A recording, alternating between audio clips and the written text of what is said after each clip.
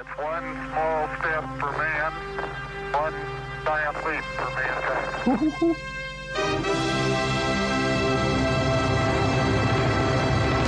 I would have stayed there, you know.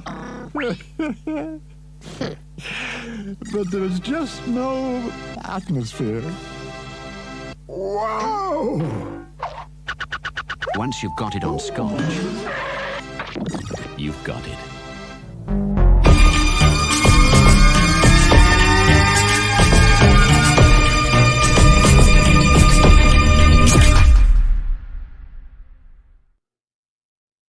Oh, you've got it all right, whether you want it or not.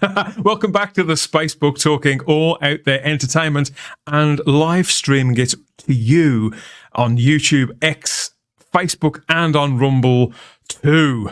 Here we are again. All will be revealed, debated, and debagged here, as always, on our 100% real-time live stream. It's Saturday, the 28th of September, 2024 already. I'm Dan Hadley, Birmingham's king of the geeks, and yeah, I'm about to bring them in to huddle round the telly and to have a big old geeky conversation to kick off your Saturday. Particularly if you're not in the pub. You could be in the pub, in the beer garden, for that matter. We can warm ourselves here as the nights get a bit colder. I'm in a bit of a state, I have to tell you. Well, to be honest, in Britain at the moment, aren't we all? The police state? No, can't say that. No, they found me. They found me. Now, got to be careful what you say. But I demand the return of the sausages as well. Of course, I do.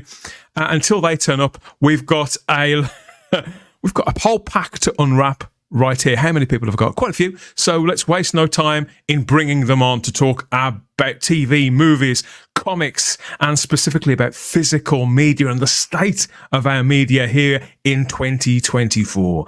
First of all, I can think of no one better to bring in first than the producer, the writer, and the director, and big old mega geek himself, Ian David Diaz. Welcome back, sir.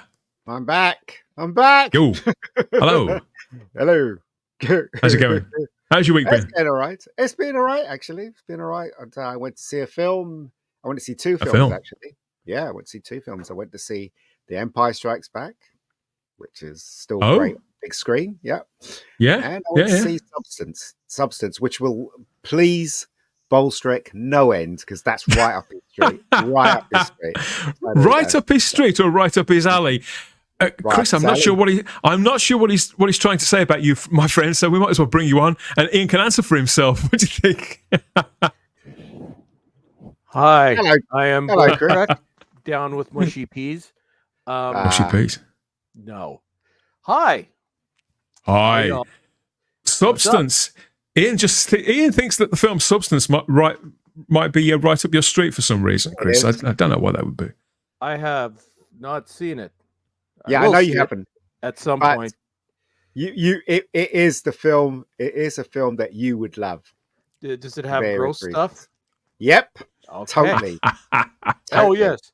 And before I start, I just wanted to give a shout out to my good friend Jack from Jack Rabbit Podcast. I was on with Jack this morning. So here's a plug.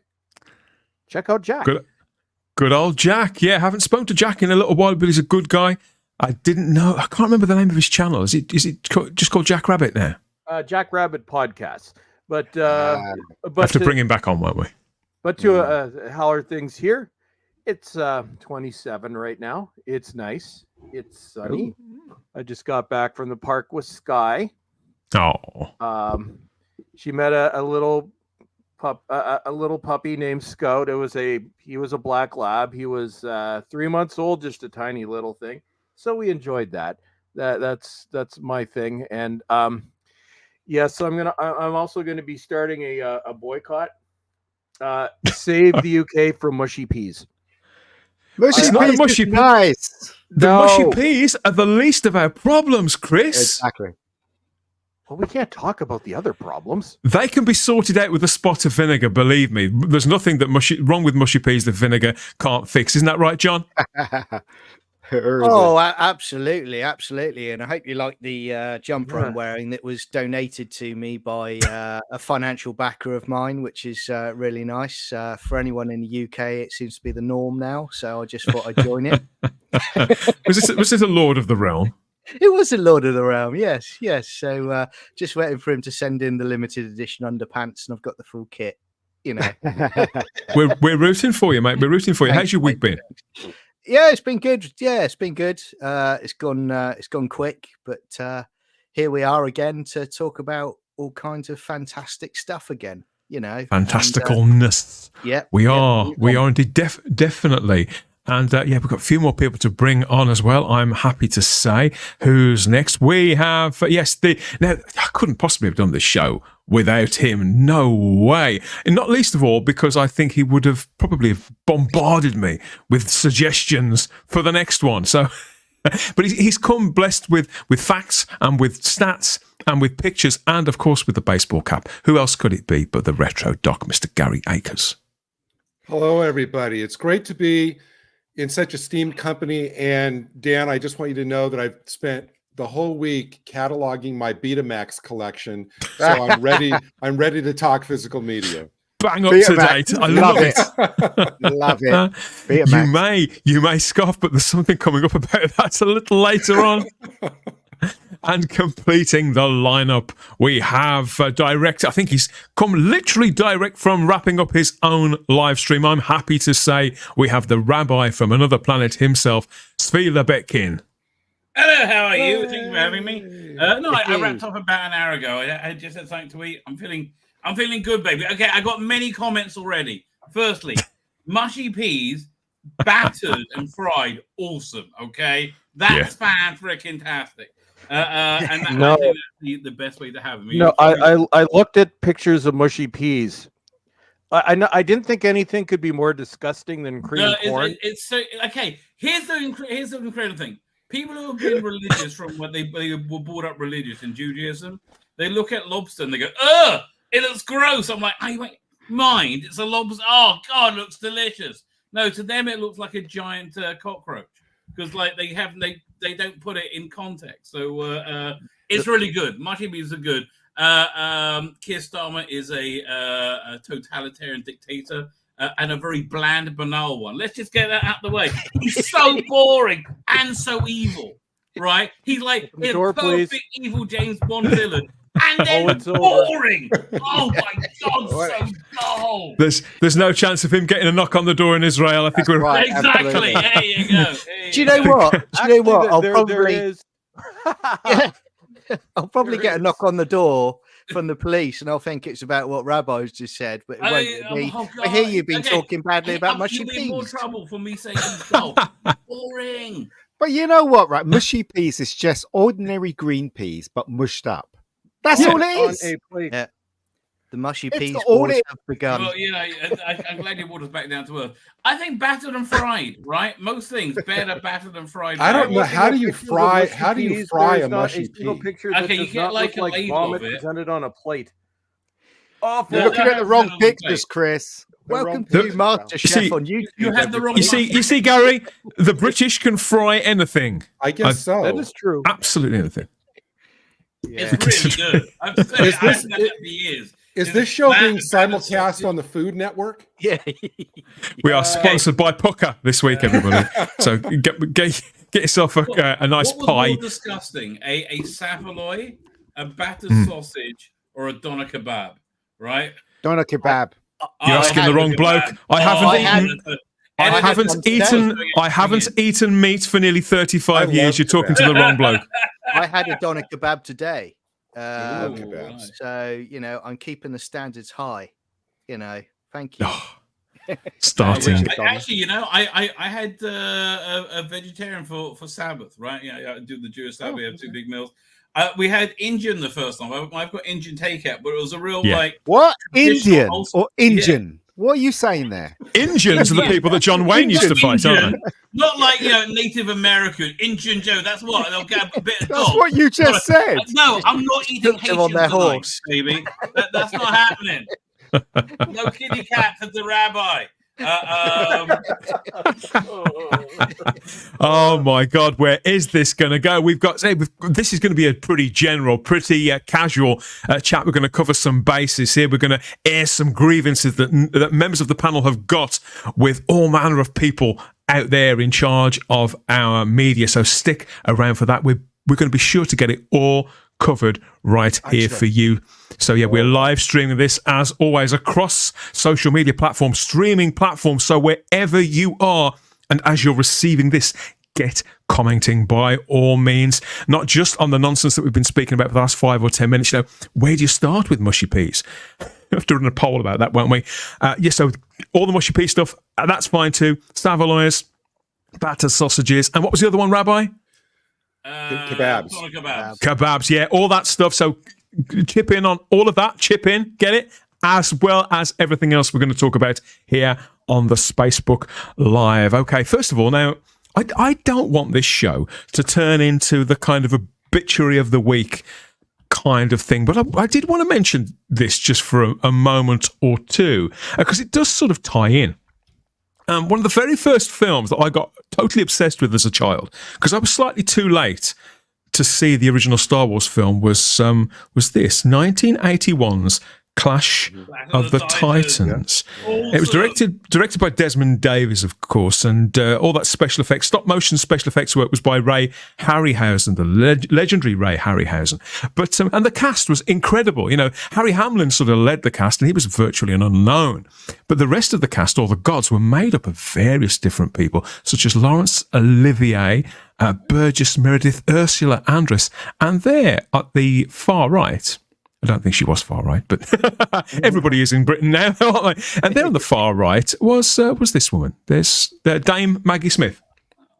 And Maggie Smith died yesterday, wasn't it, at the age of 89.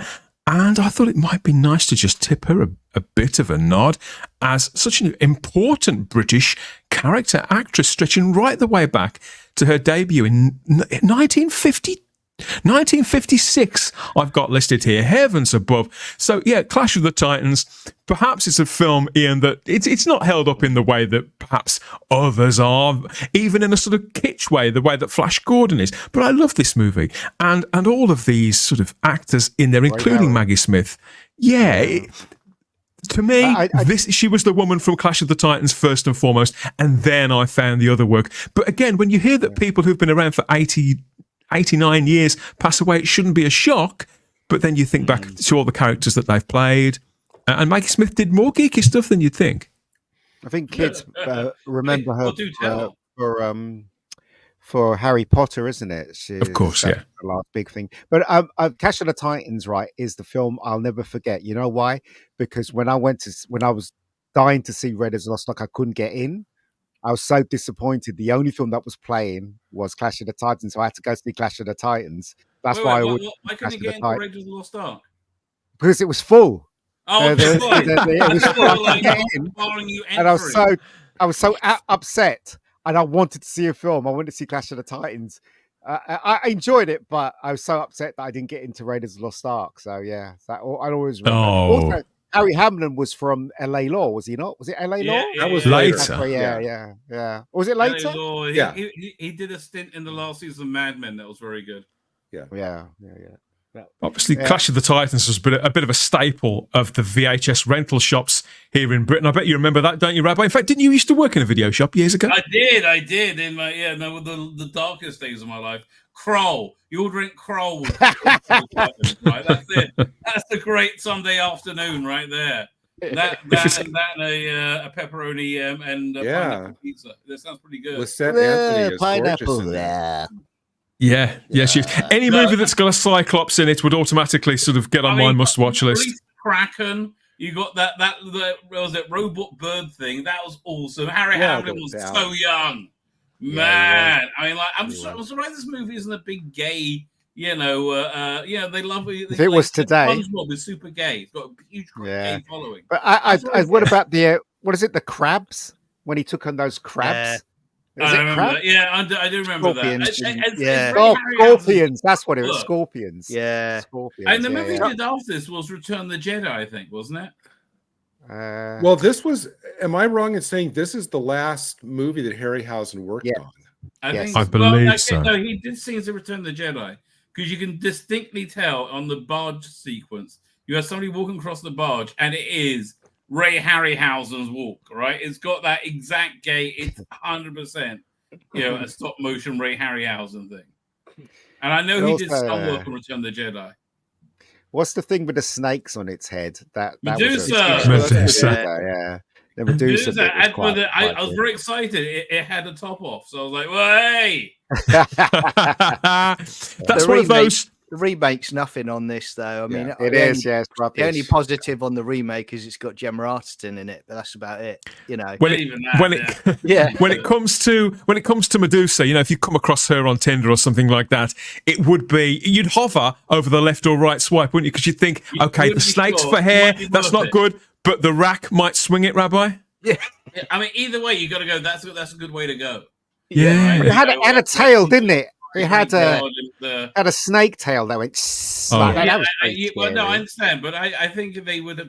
I think they'll be accommodating in some way to. You would notice as they stung you to death. I've seen far worse down Pool Key on a Friday night. That's true. That's true. Yeah. Oh dear. Yeah. So Clash of the Titans was a formative film of my childhood. I think it probably was for a lot of Brits. Maggie Smith was also in a Steven Spielberg film in the early 90s. Ian, do you remember which one? Was it what is it? Peter Pan, the Peter Pan film? Oh, it was. Yeah. She played the adult Wendy. Wendy, yeah. Was it called Peter Pan? I can't remember. Return to Neverland or something. Hook. That was it. Hook. Yeah, Hook. Yeah. Fantastic. Well, she made an impact in a very, very small role, didn't she? Slightly more of an impact in Sister Act with Whoopi Goldberg. Very funny film that never fails to make me laugh. And Maggie Smith plays it dead straight in that, doesn't she? To great comic effect. She does. She's brilliant in that film. My mum's favourite movie, my dad's favourite movie. Really? They loved this film. Yeah, they must have watched it about 20 times on VHS. It's still great. Of course, Maggie Smith had a resurgence, didn't she, about 10, 15 years ago in a couple of roles. There's the Dowager in the fabulous Downton Abbey series. I loved this, and she was hilarious doing the thing, doing the raised eyebrow and that sort of haughty look. Any Downton fans on the panel? Oh yeah, I love Downton. It's a fun. Unashamedly, I'm embarrassed, but I love it. It's so predictable. You know everything that's going to happen, and I loved every second of it. Right? It makes me feel cultured. I will admit, I did see the most recent movie, but I have all the other Downton Abbeys on Blu-ray. I love the series. I've never seen the films, although I have been meaning to. It's not through. Yeah, I've just never got round to them. Bad. I think it's on Netflix now. I was surprised. It was. It's been off and on Netflix for years. Yeah. For years, I thought it was. For years, I thought it was called Downtown Abbey. That's what I thought. That's something. Now, Ian, Downtown Abbey is a prosy that I know works in the town. That's the American version. Yeah. Very reasonable rates if you. There was a cool version, I think. There was a Downtown Abbey. Something like that. I don't know. It was the cool version of everything. It's like you remember parodies were really in vogue, and I don't know. They still are. I remember the height was when they posted the porn version of Captain Marvel, and they pointed out how they had the more screen accurate costume than Marvel did. They did? Yeah. And the porn director signed it saying, because we care. We'll have to review that on the next show. Absolutely. Coming up soon, everybody. I don't know if there's ever been, there probably has been a porno version of Harry Potter, but I don't know who they would possibly. There has. There has? Oh, it's nasty. Oh, God. I mean, I don't know who they would know anything. Possibly get to play Maggie Smith's role in that. She was Professor McGonagall, was it? That's kinky stuff. Maybe they asked her. That's dark web stuff. Nobody wants to know about that. There she is waving her wand. I think she was in all 8 of the Harry Potter films, wasn't she? Or at least she seems like she was. Yeah, She was in all of them. She was in I all of didn't them, even so- watch Harry Potter until I watched my first Harry Potter 3 years ago. Wow. Mm. You really Did you ran out like of it? stuff to see. Yeah, it was okay. It was fun. So they were big. Well, I suppose they still are quite big, aren't they? So I really like them, but I haven't watched them in quite a while. But she was again an integral part of those. And yeah, I know that 89 again, like we've said about numerous actors recently, it's a long life. There's a lot of credits there, and there's some fabulous interviews with Maggie Smith out there from throughout her career. That apparently she was great friends with Kenneth Williams as well. Yes, she was. And she was obviously the wife of, firstly, the late Robert Stevens, the actor, and then the playwright Alan Cross, and mother to Toby Stevens as well, the actor, Bond villain, and General, Lost in Space, various other things, the Black Sails, fabulous actor. But Am yeah, I I'm just right in saying, Dan, that she only she only headed one movie in her whole career? Really? the lady in the van a few years ago. That's it. Yeah, was that the only film she was the main star of? Or am I wrong? I think she was the lead in the prime of Miss Jean Brodie as well, back in the late 60s. I forgot all about that one. Yeah. There could be others. I'm not sure. She was Desdemona in Othello with Laurence Olivier again in the mid 60s. Right. That's the earliest thing I've ever seen her in. So you could say she was the second lead in that because it's a big part. But I don't know. Please let us know in the comments. Any Maggie Smith fans out there? Did she lead any other films? But no, I really liked her. I'm just going to be sad she's not going to be turning up in anything else, Gary. Well, I know that she was in a couple of the big budget Agatha Christie movies in the 70s. Yeah, all of them, I think. She was part of the ensemble Death on the Nile, Evil Under the Sun. Yeah, she was. But she wasn't the lead though. What I was saying is the Lady in the Van the only film she was the lead of? I don't know, but she was, as Dan pointed out, she was in the prime of Miss Jean Brodie, and she was the lead in that. So that must be two then. I don't know. I think that would have been about 67, 68, because I think it was after The Sound of Music. So it was in that kind of bracket. As you know, I'm going through the Columbos at the moment, and she's in a Columbo I was watching. Oh, really? Well, yeah. So, how many Patrick McGoons have you come across so far? He's only on season 3, so not yet. Well, I tell you what, there's a lot of recurring characters in Columbo. It is pretty much. He's been on 4, I think. Yeah, McGowan's been in 4, and he directed like 3. Different characters in all of them, though, isn't it's it? It's the very first multiverse Columbo. That'd be great. Columbo crossed over with the Fall Guy. That'd be weird. That'd be great. Well, with him sitting in a bathtub smoking a cigar. I love the Fall Guy. I think you may have streaked ahead of me in the Columbos already, because I don't think I've seen the one that stars Maggie Smith, but I'm certainly going to be looking out for it. I know the Harry Potter fans are all over social media this weekend, marking her passing ceremoniously with their wands raised. But obviously, that's a massive career that Dame Maggie Smith had. It would be remiss of us to not give a nod to some of those other roles as well. So let us know which your favourites are there in the live chat and in the comments section, and we'll pay tribute to Maggie Smith. Absolutely, despite the geeky credentials being somewhat later in her life. Yes, so we are all big old geeks into our physical media on various formats now, and be they movies or TV shows, and that's going to be where the bulk of our conversation is this time. Who knows where it's going to go? There's a few times and spaces that we're going to stop off on the way, just to remind us of how we've got to where we are now. But this is where the party starts, everybody, and you can add your comments in the live chat too. Well, first stop is here. Marty, shh, you'll scare the fish. But we're missing the big football game. Relax, my VHS home video recorder is taping it right now. Terrific. Watch. Terrific. But suppose it's over 3 hours. Relax, Panasonic VHS tapes up to 4 hours of sports, movie specials on one cassette. Wow. This VHS is for me. We've caught the whole game. Best catch of the day. Yeah. VHS, the 4-hour system from Panasonic and other leading companies. I'm spending Wednesday night at the in-laws, but I'm not missing the Wednesday night movie. I'm working the late shift, but I'm not missing the late show. Thanks to Sony's revolutionary Betamax deck, which hooks up to any TV set, now you can automatically videotape your favorite show even when you're not home and watch it anytime you want. Good morning, gentlemen. I'm going home to watch the late show.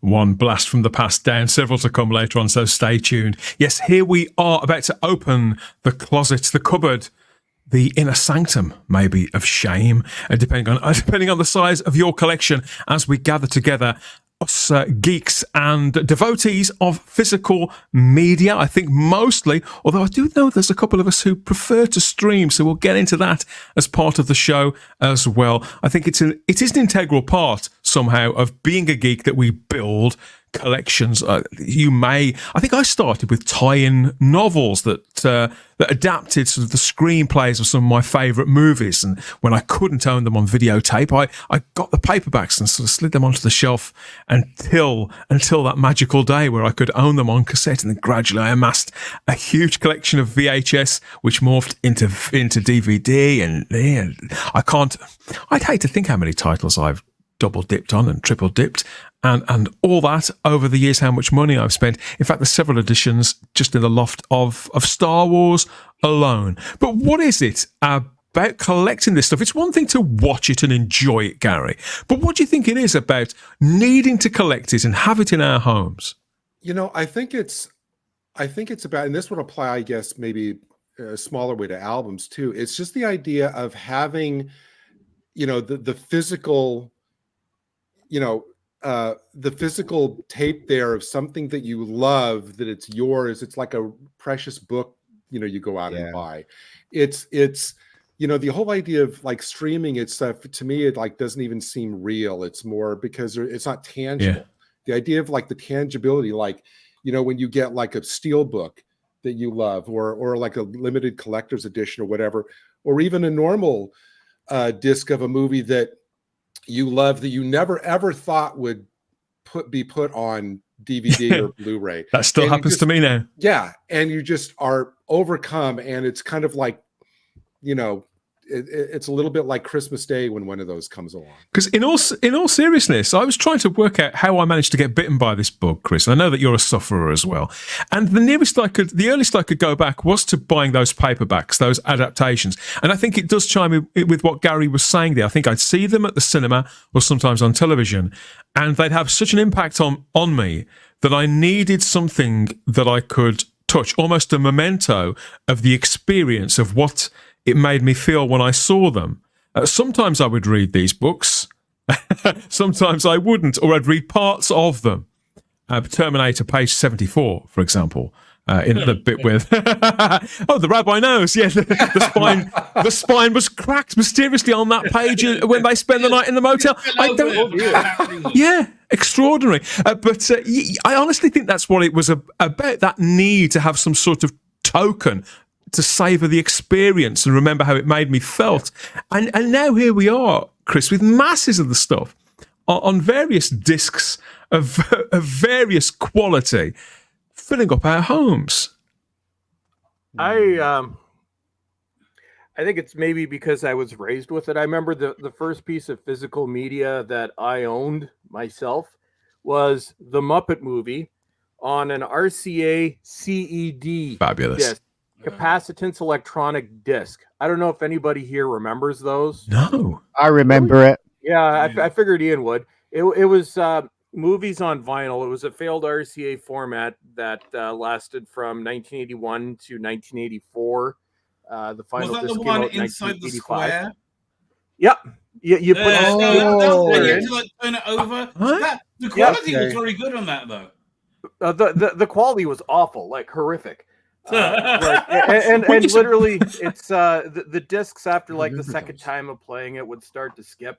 But I think for me that's I remember being like, I think it was like my 5th birthday, And this was like just as CED was dying, is when my dad decided to buy one because they were cheap. But I still remember getting that Muppet movie on CED, and I became a collector. So I've collected on every format: CED, which failed; Beta, which failed but was better than VHS.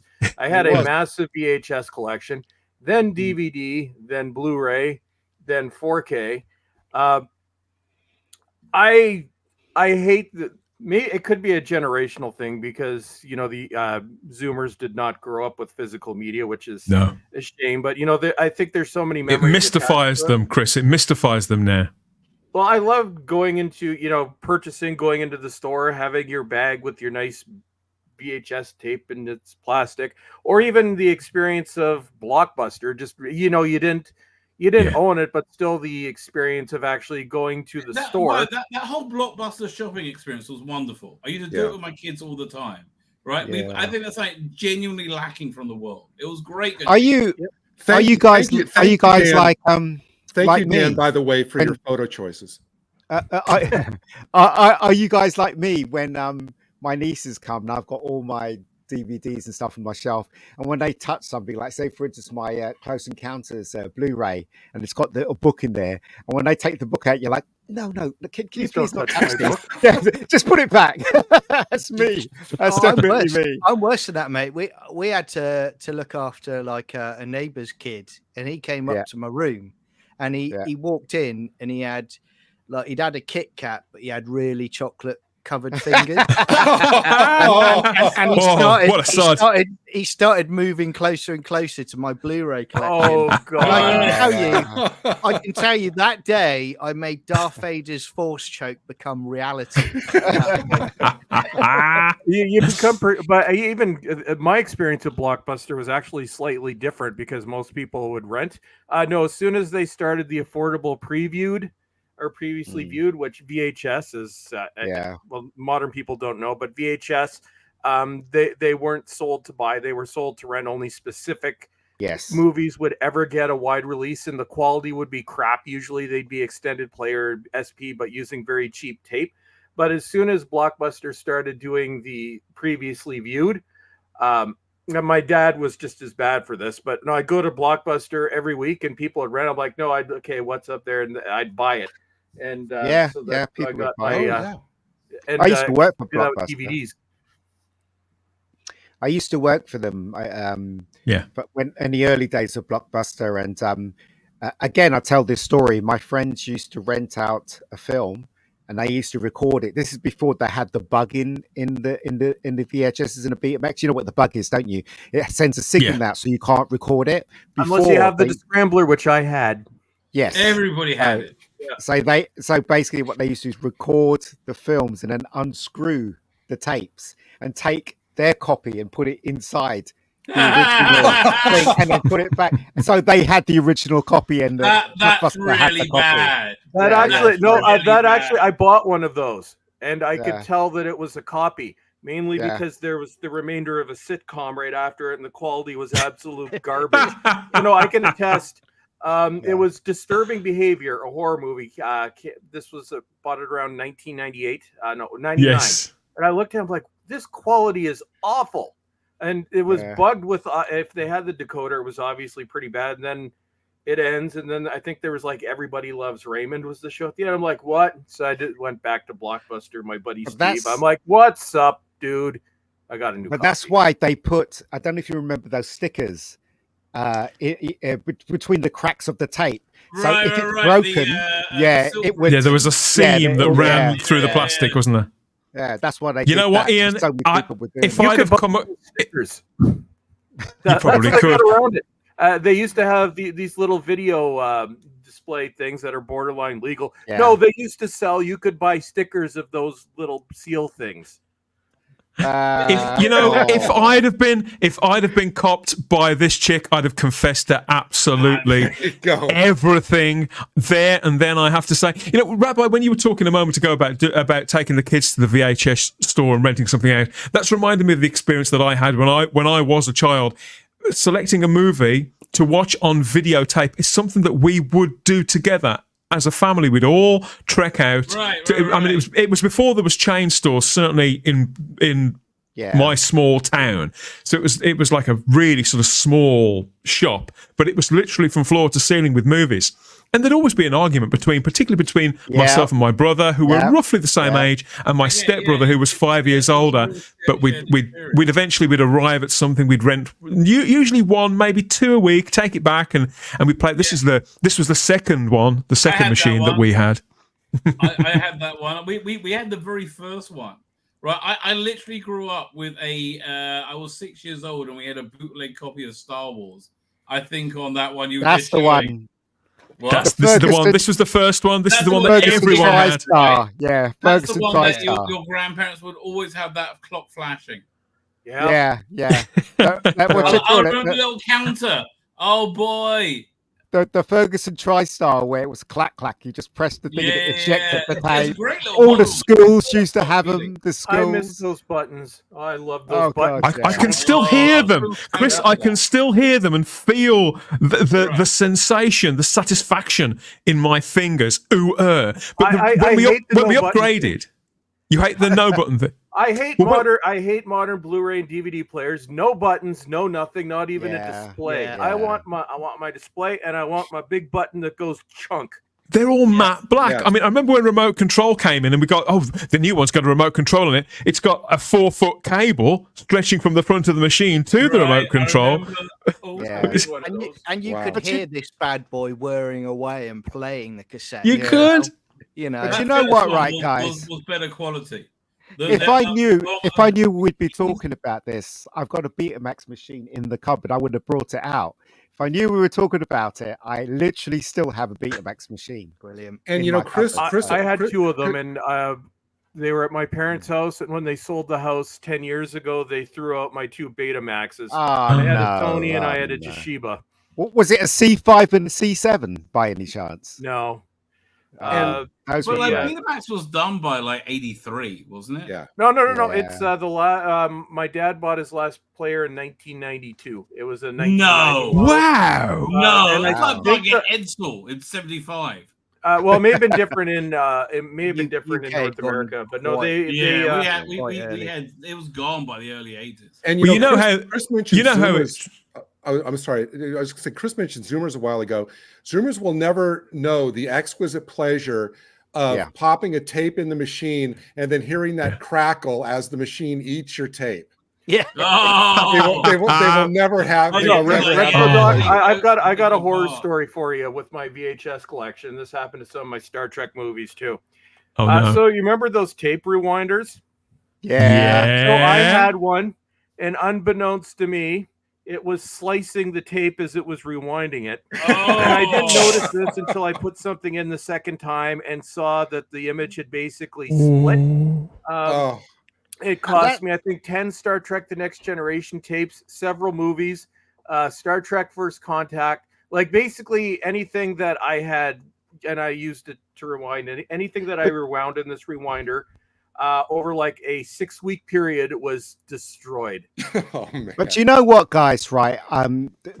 Everything used to be on tape. Even when they used to broadcast, used to be on tape. And when I was working in post-production, I was given the crap job of getting rid of all the dropouts. Like, for instance, BBC was showing this documentary called Guitar Legends, and it was all shot on tape. It was digital tape. It was fantastic. It looked great.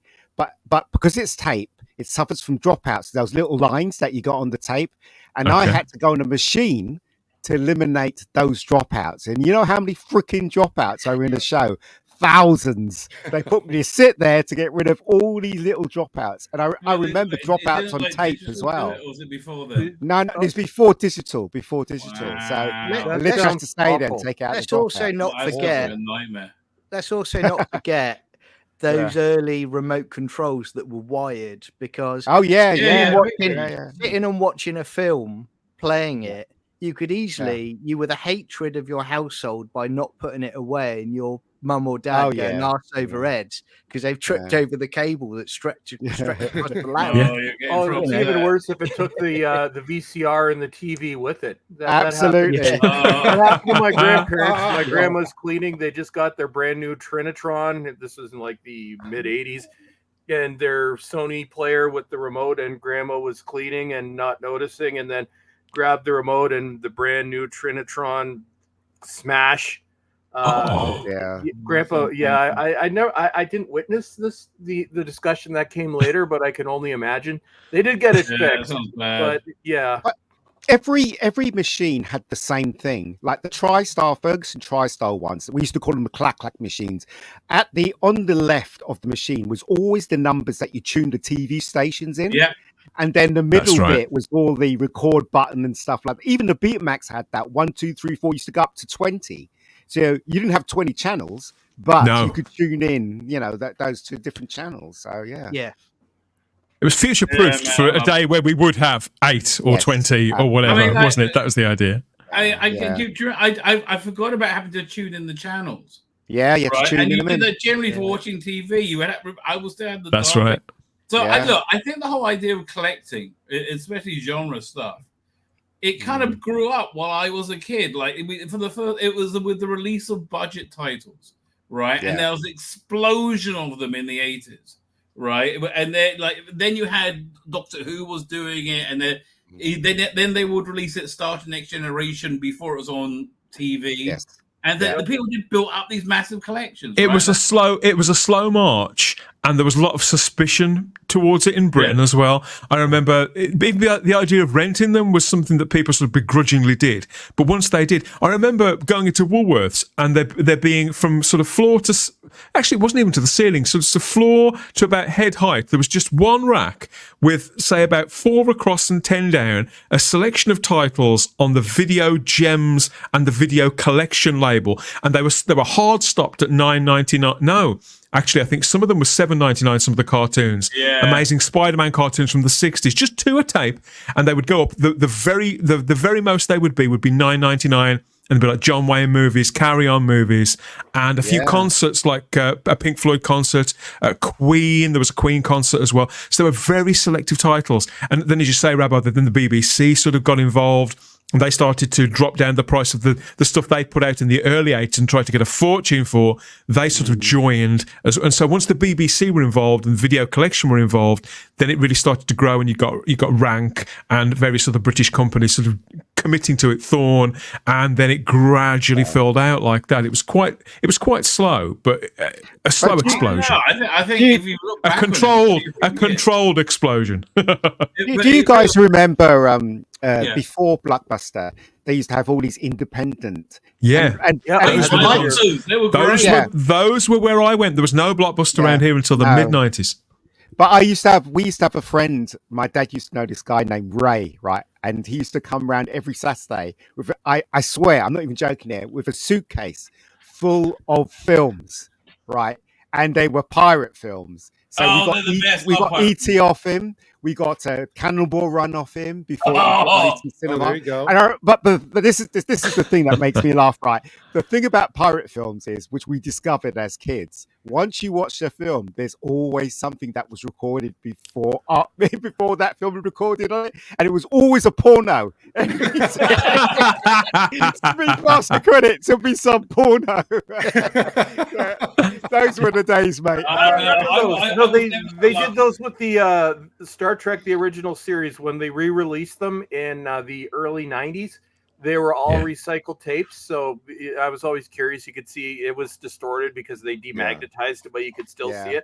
Yeah, there was some interesting stuff on there. Recycled tapes, Mike. I'd never even heard of that. I was very aware of tape quality getting worse, the tape itself being thinner, and the build of the cartridge of the plastic becoming thinner as well, and the glue would sometimes crack and break. So there was a lapse of standards, I think. We've got some live comments here in the chat from YouTube and Rumble and X and Facebook. And Colin Archer's here, and he says, at least when we go to CD and DVD, you no longer had to worry about that machine chewing your tape up. But each progress in technology does come with its own pitfalls, I feel. Doesn't it, Chris? Yeah. Not so much with Blu-rays, but with CDs and DVDs. They are so delicate, and everybody knows this. You get a fingerprint on a DVD, it's never going to play right again. Now, luckily, you don't have that problem with Blu-rays and 4Ks because there's a coating on them that makes them borderline indestructible. You have to really try to scratch a Blu-ray. To really go at them. but DVDs and CDs, and especially CDs, if you had those CD books that everybody had back in the day, yeah, you destroy your entire collection each time you take it out. But yeah, it's that was the problem. And also, as DVDs have gotten older, some of them have suffered from disc rot, which is what laser disc. Yeah. I've got a few of those. Warner is really bad for that, which DVD or Blu-ray also does not have that issue. I've had, knock on wood, but I've only had one Blu-ray go bad, and it was bought secondhand, so I don't know where it came from. I just want to show you this, right? This.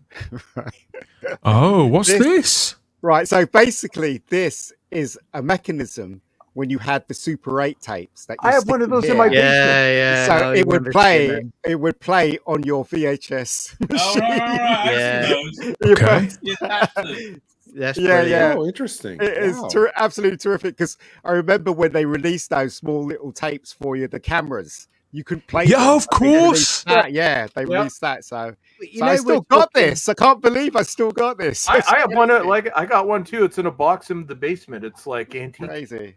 Yeah, it's good to keep those stuff like that. And we're talking about, look, everything's easier now, but I would quite happily time travel back to the 80s and have my VHS recorder again, because it was happy times. Yes, you had to rewind it at the beginning. Yes, you ran the risk of it cutting things up, as Gary said, but it was great. And I also remember, similar to what you're showing there, Ian, do you remember you used to get the cassette tape cleaners that you had to put in? Oh, yeah. Head cleaners, yeah. The little drops. The drops. Yeah. Great. I don't miss it in to have it serviced. Yeah. John, I don't miss pan and scan though. Yeah. No, I don't. No. Yeah, pan and scan's terrible. Yeah. I was a very keen adopter of widescreen when widescreen tapes first appeared, and then of course on DVD it became very much a standard, didn't it? We've got some more comments here in the live chat. People talking. I've got that's Darren again. Darren Bradley talking about those film tie-in books that I was on about earlier on, and fold-up posters as magazines that tied into a lot of those films. But it was a similar sort of conceit. It was a way of giving you something of the film before we could actually have the film itself. Yeah. Lots of commiserations on your tape chewing incidents there, Chris. Mainly from Michael Q, but from others as well. That was a sad day. You can ask what happened to that rewinder. It involved a sledgehammer. Darren also says he remembers hanging around the video shop at around 7:30 p.m. at the deadline, in case you'd be lucky enough to get someone returning the latest hot cakes release. I don't remember hot cakes. It was all electric blue in my. Dan. Fridays. It was Fridays. You had to wait Friday. That's with the release of the films. We got up at 8:30 to get to Blockbuster before it opened to get the latest films. I remember that. That was crazy time. That's what I was going to say. Loved it. At Blockbuster, my memory is like if you get there a little bit too late on a Friday night, when all the 30 copies of all the hot new stuff's gone, then you're in a store full of people rummaging around to find movies that they didn't really want, but they have to rent something anyway. So they always used to come up to me when I used to work at Blockbuster Video, because I knew films, and the people used to come and say, "Ian, that film you recommended last week was great. Would you recommend this week?" And I was like, "Oh, okay, I'll recommend that one." The mad impulsive force. I think you would have been terrible at Blockbuster, because I think you would have had someone come up to purchase a rental, and you'd go, "Nope. No, not giving it to you." Why? Because the film's rubbish. I'm sorry, I'm not giving it to you. Or it'd be no, I can't. I'm watching it. Ian, why do we have 50 copies of Jade left? Please explain. I remember discovering some films that I would have never have rented or seen under any circumstances had the film that I not deliberately gone for had been already out. I thought, well, I'm not leaving empty-handed, so I would rent something. And if there'd been nothing at all that I fancied whatsoever, it just meant that I'd rent a Rocky movie again. So I was never, I'd never lose. Obviously, there's lots of memories regarding the movies and the tech as well as the media itself, Ian. So whatever relics you want to bring out for a further show, because this is very much a reset of a series of shows that we've been doing on this live stream now for a couple of years. This is sort of like a reinvention of it, a bit of a restart. So there'll be plenty of time, I don't doubt, to bring some more old school tech out from under the bed at any time. Lee Smith says, I still have all my old VHS tapes and weird format tapes from uni. You have to elaborate on weird formats. I remember finally getting rid of mine. Like I had to upgrade everything to DVD before I will get rid of my VHS. But yeah, I gave them away to like in town.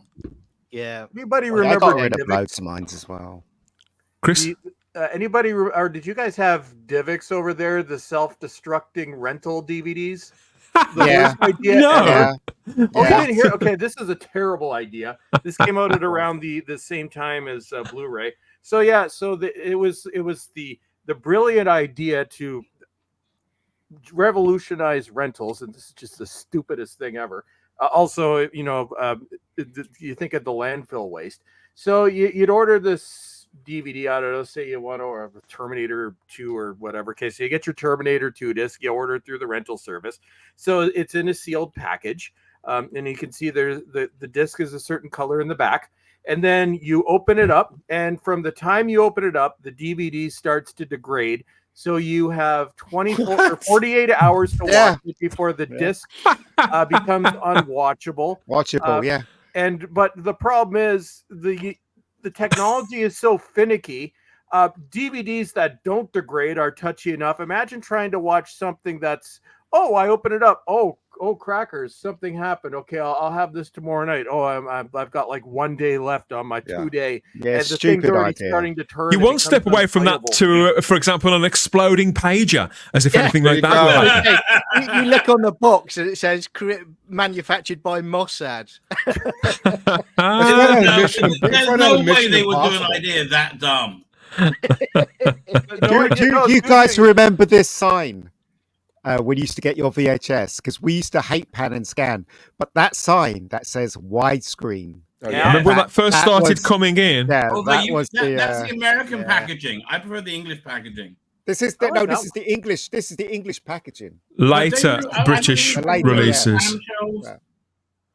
Sorry, what was that? The England were all of those big clamshells, weren't they? Yeah, that was the kind. Those slipcases, like Ian's got there, were actually very, very rare. So more so in the 90s, when they started to reissue films like Indiana Jones, they'd put them in a hard case, and the films individually would be like that. There was a Star Trek one too. So I think it was something that Paramount or CIC Video that distributed Paramount and Universal here. I think they did that. Yeah, the Clipper case. That's a snapper. That's a DVD snapper. Snapper case, Warner Brothers, middle finger to video. I hate those things. They'd get caught on everything. I've still got 6 or 7 of the bastards as well. Do you remember the American packaging though? So this is an American Die Hard. Is that the Super Bit? Yeah. So it'd have that. I had that, Ian. And the book. I had that exact one. Have this bit here as well. The second bit. Yeah. So it's amazing.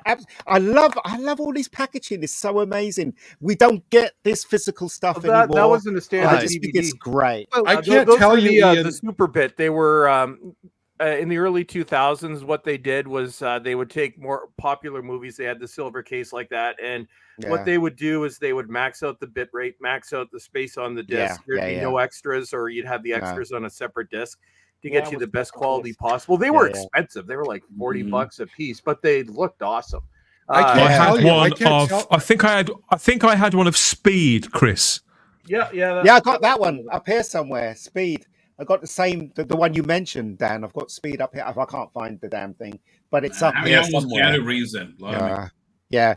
I mean, I remember I've said this story before, the first actual tape I actually brought, and me and my friends saved up to buy it, £70 it was. It was a lot of money in those days. It was Enter the Dragon, and it was Betamax. We so desperately wanted to see Enter the Dragon. 5 of our friends put money in a pot to actually buy the damn thing.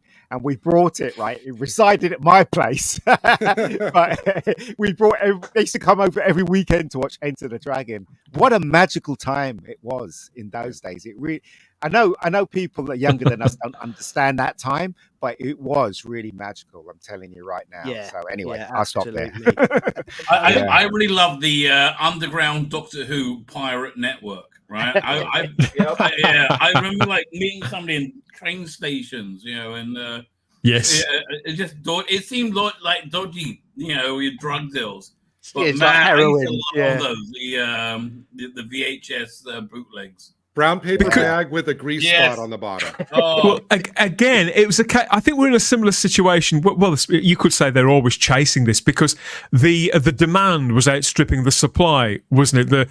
How deep the labels, the distributors wanted to go in on this, particularly archive titles. Of course, there was the blue video market. That was probably behind the whole rise of VHS. In the first place, if you listen to lots of documented accounts, the porn industry is what made VHS triumph over Betamax, we're often told. But when it came down to sort of the release of archive material, they couldn't get it out to us fast enough. So, I absolutely secured lots of episodes of Doctor Who and other shows too, years before they came out on VHS through speaking to a bloke who knew a bloke. Most of them seem to know. Most of them, just like today, actually, I feel like I'm stuck in a time loop because most of those people knew Simon Horton. I mean, you can make of that what you will, John. I found my dealer. And what was that free paper? Loot? Loot, yeah. Yeah, they still did Loot until quite recently. Yeah. It's honestly, I can't tell you how magical those days were, especially when you had access to movies. I remember getting a pirate version of the Cannibal Run, and it was so perfect we could not believe that was a pirate. It just looked like it just came off, it done professionally and stuff like that. Those days were amazing because the idea of watching a film before it's released in the cinema, it's just something else. It's just something else. Yeah. It's still quite seductive. Yeah. I'd watch 20 minutes of Star Wars before school and after school every day with my pirate Star Wars.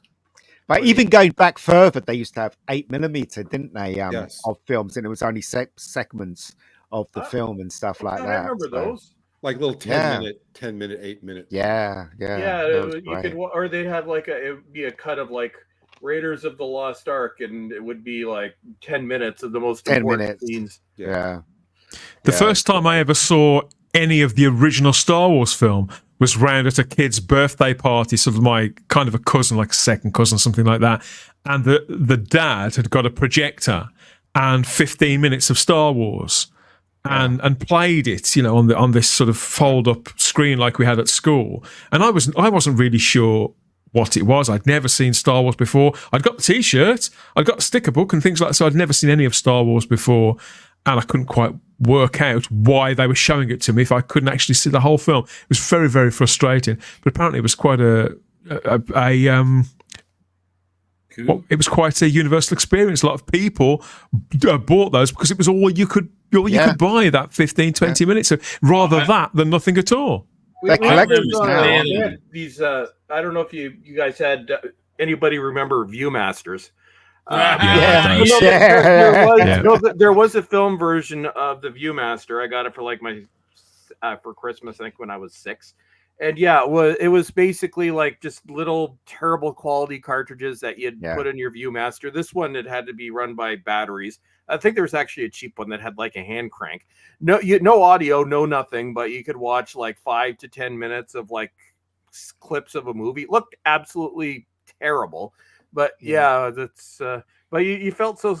It's like, oh wow, I actually own this. I have a toy that I can watch movies on. Yeah, it's great. Those days. I used to have the one that you could turn the handle as well to make the cartoon go, and you could make it go really, really fast. Look, so I had both. That was VR headsets for us in the 80s. It was. But that kind of stuff was like water in the desert back then, because it's like we couldn't even imagine that we could now walk over to our bookshelves, or Ian could reach up and grab on the shelf above him and see these widescreen things with Dolby sound in our own homes. Yep. I just couldn't imagine it. But I don't know if you guys are the same as well. But when I got to a certain age as a youngster, it was so easy for my family members to buy Christmas and birthday presents. Yes. They knew they had to get me a VHS tape for Christmas or birthday. And I was happy. What video does he want? That's what your mom would get asked. Well, I remember, and it's amazing to think. I remember when I collected Star Trek, the original series on VHS, which took me a couple years. I remember, I had my shelf dedicated to it. To think back then that you can now buy Star Trek, the original series, the entire set in a little box that's slightly bigger than a hard shell VHS tape. I know, it's just insane. Yep. And the shrinkage from the shelf is good. And also, when you talk about DVDs, and when you talk about DVDs, Bolstrek as well, you talk about the fact. Remember when the Next Generations first started coming out on DVDs? They were big clunky boxes. Now, huge. I bought it. I still have it. Yeah, I have it. And I preferred those, March to be honest. 2002, season 1 came out. I remember because I bought it that day, and I was working at a company called Future Shop. Which no longer exists in the home video department. I remember putting the new releases on the shelf every day. But no, I remember buying that, and I'm like, it was like $150. Although trivia, the first full set to come out was the X-Files season 1. May 2000 was the first full set to come out. I remember buying that. It was like $200, and I'm mind blown. I'm like, I've got an entire season on this. So good. At that point, affordable relative to buying them all on VHS box. Yeah.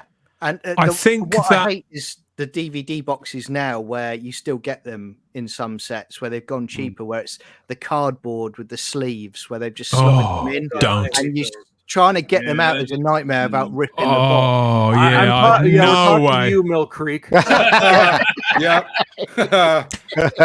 I've worked out recently the Star Trek The Next Generation is the series that I've actually dipped on the most as a complete thing.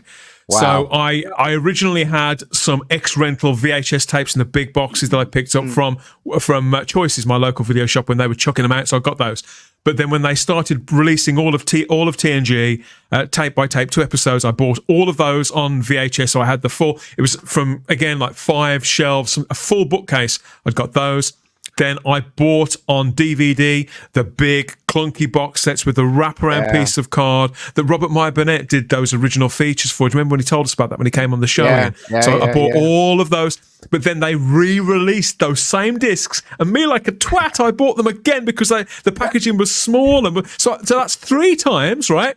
And a few years ago, I bought the Blu-rays as well. They just come all of them, all 7 seasons. That's a question I wanted to ask. Smaller than a shoebox. Yeah, but that's the question I wanted to ask Rabbi and Gary and Bolstrek and you, Dan. How many times have you bought a single film? I mean, I've got 5 different versions of ET. Do you know what I mean? Star Wars, it has to be Star Wars by default with me. Star Trek the movies. I'll count this on my hand how many times I've owned these over the years. At least the ones that were okay. So I had them on CED. Only the first 3 were ever available. That's 1. Had them on beta. That's 2. Had the original releases on VHS. That's 3. Wore those out. Bought them again in 1991 when they were re-released. That's 4. Bought them again on VHS in 1998 because my 91s were old and worn out. So that's 5. Bought the widescreens again in 1998 along with the other ones. So that's 6. So we're at 6 right now. Bought the original releases on DVD. So that's 7. Bought the collector's editions on DVD, which came out later. So that's 8. Bought them again on Blu-ray. So that's 9. Those transfers were horrific.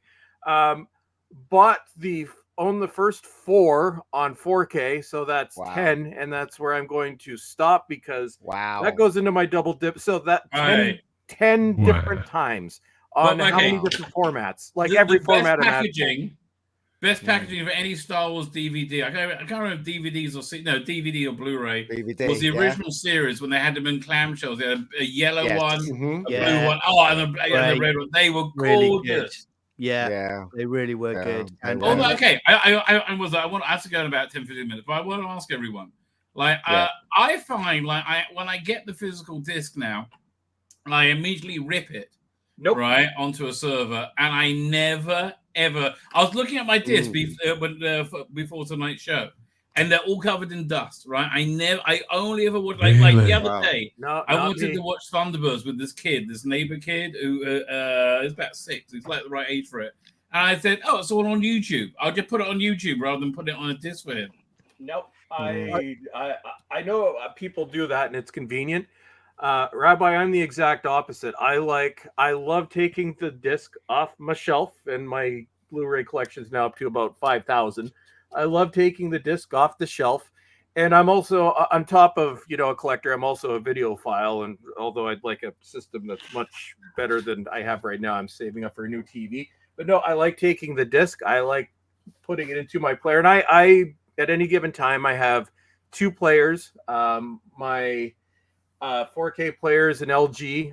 That's getting upgraded soon because that one's getting old. But I also have a Panasonic Blu-ray player. The Panasonic is just for TV shows, so I can keep my place. The other one is just for movies and 4Ks. I love putting it into the machine. I don't know. Maybe it's just the way my brain So works. do I. I'm the same. I haven't got different machines for different things, but I suppose I have, because up until recently I did have some Region 1 sets left over from my big boom days buying DVDs. I used to import a lot of movies and TV shows, so I kept a Region 1 player, but I've recently finally sort of pensioned that off, but I've only got the one player. Well, the reason why you should watch it on physical media is because the picture's so much better than watching it, if you download it and stuff, because they're all compressed. Yeah, so the audio. The rabbi's experience isn't that rare though. The more I speak to a lot of people who say the same thing, or because I go to a lot of car boot sales, which I've more on that in a moment. You speak to a lot of people there who are throwing stuff out because it's gathered dust exactly the way the rabbi describes. Yeah, but do you know, I'm not going to throw it out. Don't get me wrong. It's like we like having our libraries, right? It's like since the dawn of time, people are like having their libraries and showing off how great they are. Well, it's still not even really feasible to even on a hard drive. If you look at the actual size of a Blu-ray, it's totally feasible. I mean, I have a hard drive that's about this one. This is actually a bit clunkier, but I have a hard drive about this size. Couple of tetrabit on it. It's I put in like 4K files on it. Fill it up. When I wanted to get Furiosa because I'm one of the few people who actually like that movie. Right, and I bought it on iTunes, and I illegally downloaded it as a 4K file. Because for me, it's about having access to the media more than anything else, right? I want to have legitimate legal access to the media at all times, and I know that if you rely on streaming, it might go. So I like having the disc as a backup, but honestly, I've ripped everything to servers. And it's great now. Whenever I'm at home, I can stream any of the Blu-ray Doctor Who's to my phone, my TV, and all the extras without blinking, right? So it's I'm just lazy, I guess, but man, it's so convenient. The only thing you'll have to blink for, Rabbi, is when you see such as this that we were sent by Alex Westthorpe a couple of days ago, because we talked about this on the Doctor Who show. So you have to blink, otherwise you'll see the warnings on Terry and June here. To screen Terry and June contains mature themes warning there. I don't remember the episode when Terry comes on June's tits. Okay, I don't think yeah. Not I good, want to watch that episode, all things considered. It's not good, mate. Or you could watch the Disney streaming version of Adventures in Babysitting, where Thor is a weirdo, other than what the original quote was, which is the whole point of that entire scene. That's just an example. I love that movie. What Rabbi was saying as well, I get about the fact having that physical copy because of what's going on in the world with what they're doing with streaming movies. Yeah. What alerted me heavily to this was when I found out, and I think I've mentioned this before, I found out about the fact that Disney had edited the French Connection. And straight away, I was like, look, if we're now at this stage where they're starting to alter things like that, yeah, they are. Then I want the physical copy. Well, exactly. That's one of the things. What do they do? How do they change it? They cut the chase scene because it would encourage bad driving. Yeah, no. there was. I think there was a bit with Gene Hackman. When he calls them N-word. Yeah, the and N-word. they've cut the section out, and I think one of the people involved with the production was said if the director was still around today, he would have gone absolutely livid. Yeah, he would have. It's an important point to the film that that. Yeah, exactly. Character development. It really is a very important point to the film. Yeah, it is. It is very. And even 48 Hours. If you watch 48 Hours, Nick Nolte says the N-word all the time in that film, and that's a great film. I'm talking about media that keeps moving forward like that. I've just bought a 4K TV. I finally got my new TV in my life, and look, it looks absolutely splendid. Haven't got any 4K films yet, but I've got the player. One day before the show, Dan. I was going to. My plans all went out the window. I've got my eye on a couple. Right now, it's a toss-up between Last Night in Soho and a couple of other things. That's a good film. Edgar Wright. Awesome 4K. Yeah. Oh, okay. So it's probably going to be that. But whilst I'm looking, whilst I'm looking in that direction, I've also gone a little bit backward. So I visited a car boot sale last week, and I saw this little case sat there looking unloved. And I was looking at something else originally. I was looking at a clock that was very much like something my nan had, and this was next to it. Have you any idea what this could be? I got an idea. It's a case with fun things inside. I'm guessing that's like a limited edition for something like a Mission Impossible film or something like that. I'm afraid not. The rabbi was absolutely right. It's a turntable inside. So I picked this up. Now, the bloke, because I wanted the clock, because it was like my nan's, he said I could have the clock. He would throw the clock in for free. This was meant to be 15 quid. I got him down to a tenner. But he said he'd throw the clock in. He said he'd throw the clock in. And so, I took it off his hand. So I am now the proud owner of this turntable. It's got like built-in speakers. So it's nothing special, but it's the first turntable I've had for a really, really long time. So I wasted no time in getting out a few discs. So I was playing some old favourites there. Wow. So I got a bit of Doctor Who, a bit of ABBA there, The Visitors, the final album, which I've always really liked.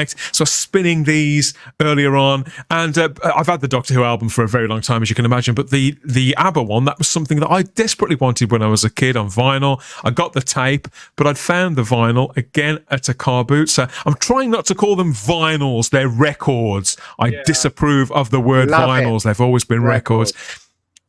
I've just got this image. Ian's got quite the library. Walking through town with that case now, like a 60s Bond. Yeah. It's absolutely brilliant. I felt so important, but it's lovely. All the cliches are true. To hear the needle fall on the record, and just to sit there, it reminded me of when I had my very first record player when I was a little kid. In all fairness, and I've just been playing it here and there. There's something homely. About it. I'm determined, everybody, not to get obsessed, because I'm bad enough with other media, Rabbi. But I did see, Ian, you've got your record there of a movie. So you got there you go. Collectible. I'm sorry. Couple of Bond films. That's awesome. Yeah, superb. So that's For Your Eyes Only and You Only Live Twice. Beautiful covers. I will not collect Living Daylight. Daylight. Specific reason. If I do, I won't be able to stop because I've got that collector mentality, and my movie collection is that's. Oh wow!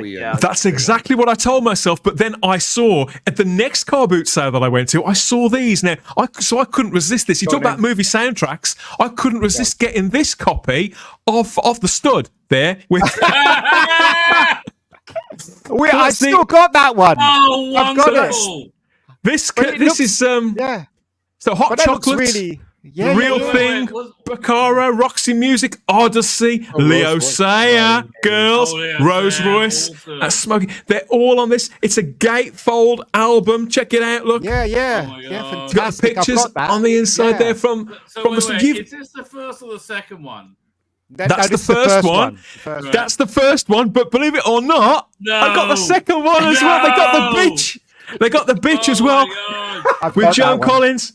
I thought, how could I not? How could I not rescue these from the Skip Rabbi? And you know, if you look at this, look, the best thing about this, you know, it's authentic. Look, 20 smash disco hits. The best thing about this, you know, it comes from the 70s. But when you try and open it, this copy of the bitch on vinyl, it's also a gatefold. But look, it's still got. You have to pull the crack where somebody's wanked, where somebody's had a big old wank over the bitch there. Absolutely fantastic.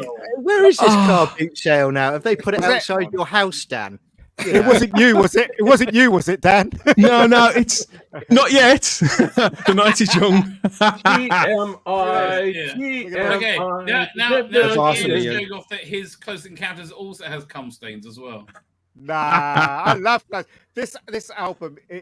It's again, right? I would say this, right? In the old days, you didn't have internet or anything like that. All you had was novels and the soundtrack. I love that soundtrack. I think that relive the film. You had to listen to the soundtrack. Yep, and that is one of the best soundtracks ever made. And I remember that Dan, that's got to be a double feature for your new 4K TV. Those two movies. So, I haven't. I don't think I've ever seen the films all the way through. I've only ever managed four or 5 minutes. It recently came out on 4K, actually. Do you remember this? This was the disco version of the Close Encounters theme. Oh, Miko. Which I got as well. Miko, yeah. And they had a Star Wars one as well, which I've got, which I can't find yet. But it only had that and had nothing on the other side. It was just blank on the other side. I remember on my old copy of the original Star Wars album soundtrack, it had like all those liner notes. It had like 2 full sheets of liner notes about every track, like John Williams writing about every track. It's like they don't even bother with that anymore.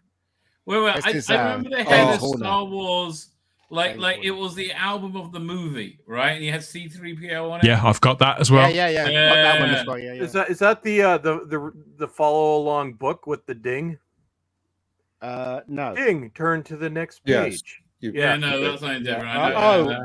Yeah. Look at this. Look. That's great. That's spectacular. This is one of the reasons why getting stuff like this is so good, because look at the package. The package is bloody amazing. Look at the design and everything. Yep. It's just sublime. It's so collectible. It's funny. I went with the Star Trek 3 4K Steelbook I purchased a few months ago because they've got that image on the front again. It's really absolutely good. Fantastic. I cannot tell you guys, if you're young in this stream, how wonderful it was growing up at that time with soundtracks and VHSs and DVDs and clack machines. It was such a magical time for me, anyway. I don't know about you guys. It was. Well, I think Chris is right about that collector's mentality. In all seriousness, I'm having fun with the records, and I'll buy some things that I seriously love. You know, I've picked up a couple of albums that I've always loved, but I'm not going to go and spend silly money. I'll buy things that amuse me and that I can have a fun 10 or 15 minutes listening to here and there. Do you know what I mean? But I simply haven't got the house space or I've got to exercise restraint. Otherwise, heaven knows where it could go, because I've moved from VHS to DVD. I've got a relatively small but growing Blu-ray collection, nowhere near yours, Chris, and I'm yet to embark on my 4K journey. But it's all very, very exciting when new technology comes into your life. And I think this is either the same individually for us or when we manage to get our grubby hands on it. In fact, and I remember seeing this advert about 25 years ago after hearing whispers of a brand new format that was going to make everything obsolete. I finally saw this. I couldn't quite believe my eyes. And I remember looking at my VHS shelf and thinking, oh, God. This is DVD. And this is what happens when you watch DVD. It's a movie on a disc the size of a CD. The picture is twice as sharp as VHS. The sound is infinitely clearer. It looks and sounds like you're at the movies, but you can experience it at home. Not to mention, you can watch it in widescreen, listen to audio commentary, choose from features like director's notes, behind-the-scenes footage, trailers, and more. Watch a movie right on your computer. And rent or buy DVDs from these great Hollywood studios. DVD. See how good a movie at home can be. With over 3,000 titles to choose from, make sure you see your next movie on DVD. Yeah.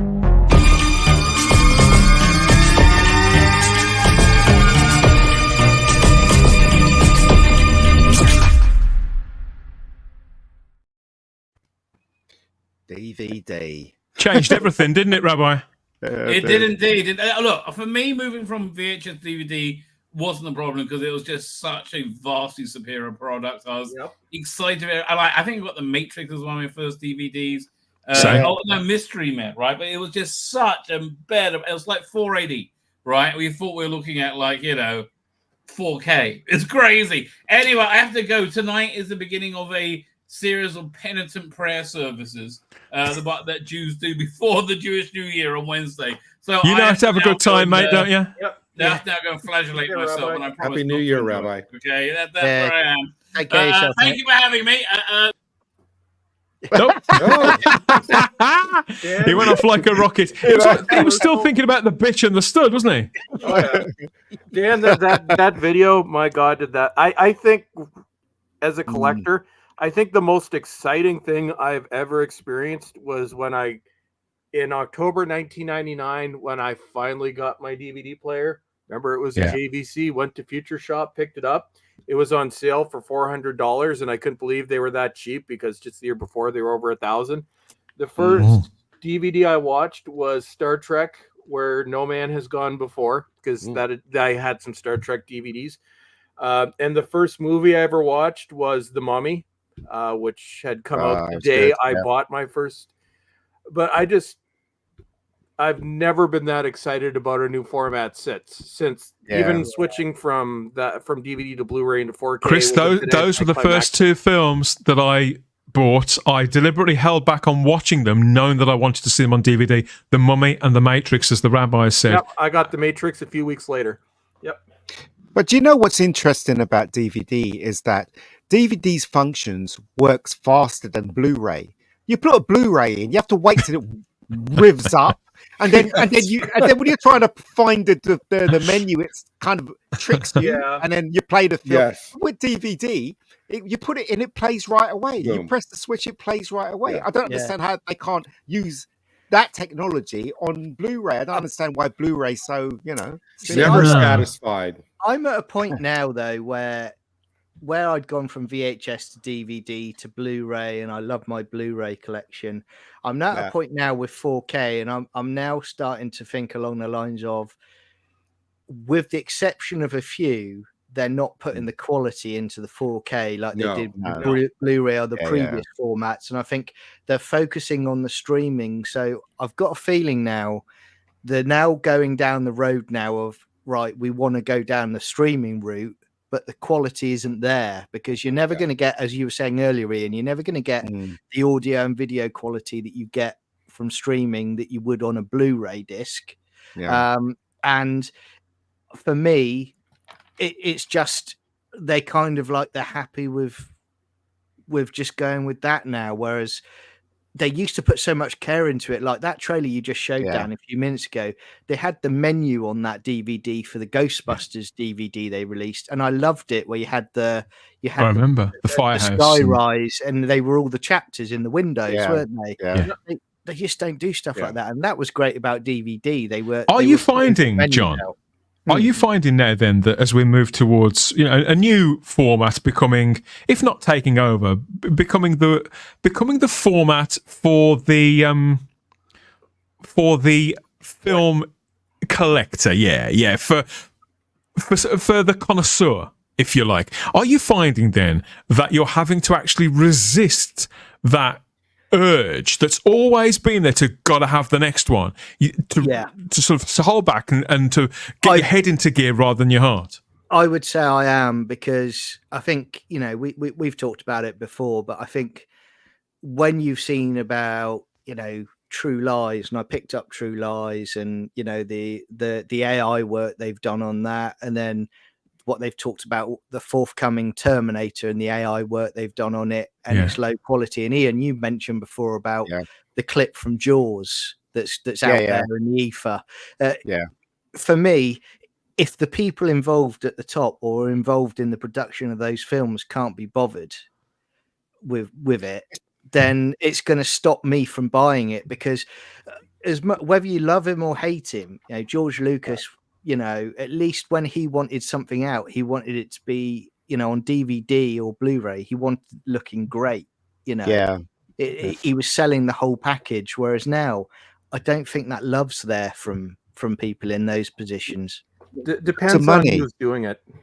Yeah, it's because of money, because it's cheaper for them to actually have it streaming, but also they have all the power in the world. If you buy something on streaming, you actually bought that film, they have the power over it. If they go bust, bye-bye. that film's gone. So I tell you what, right, I was watching Jaws and I was so disgusted with it on Netflix, because when I was watching it, you know that scene where he finds the girl's body on the beach and all those crabs are eating it.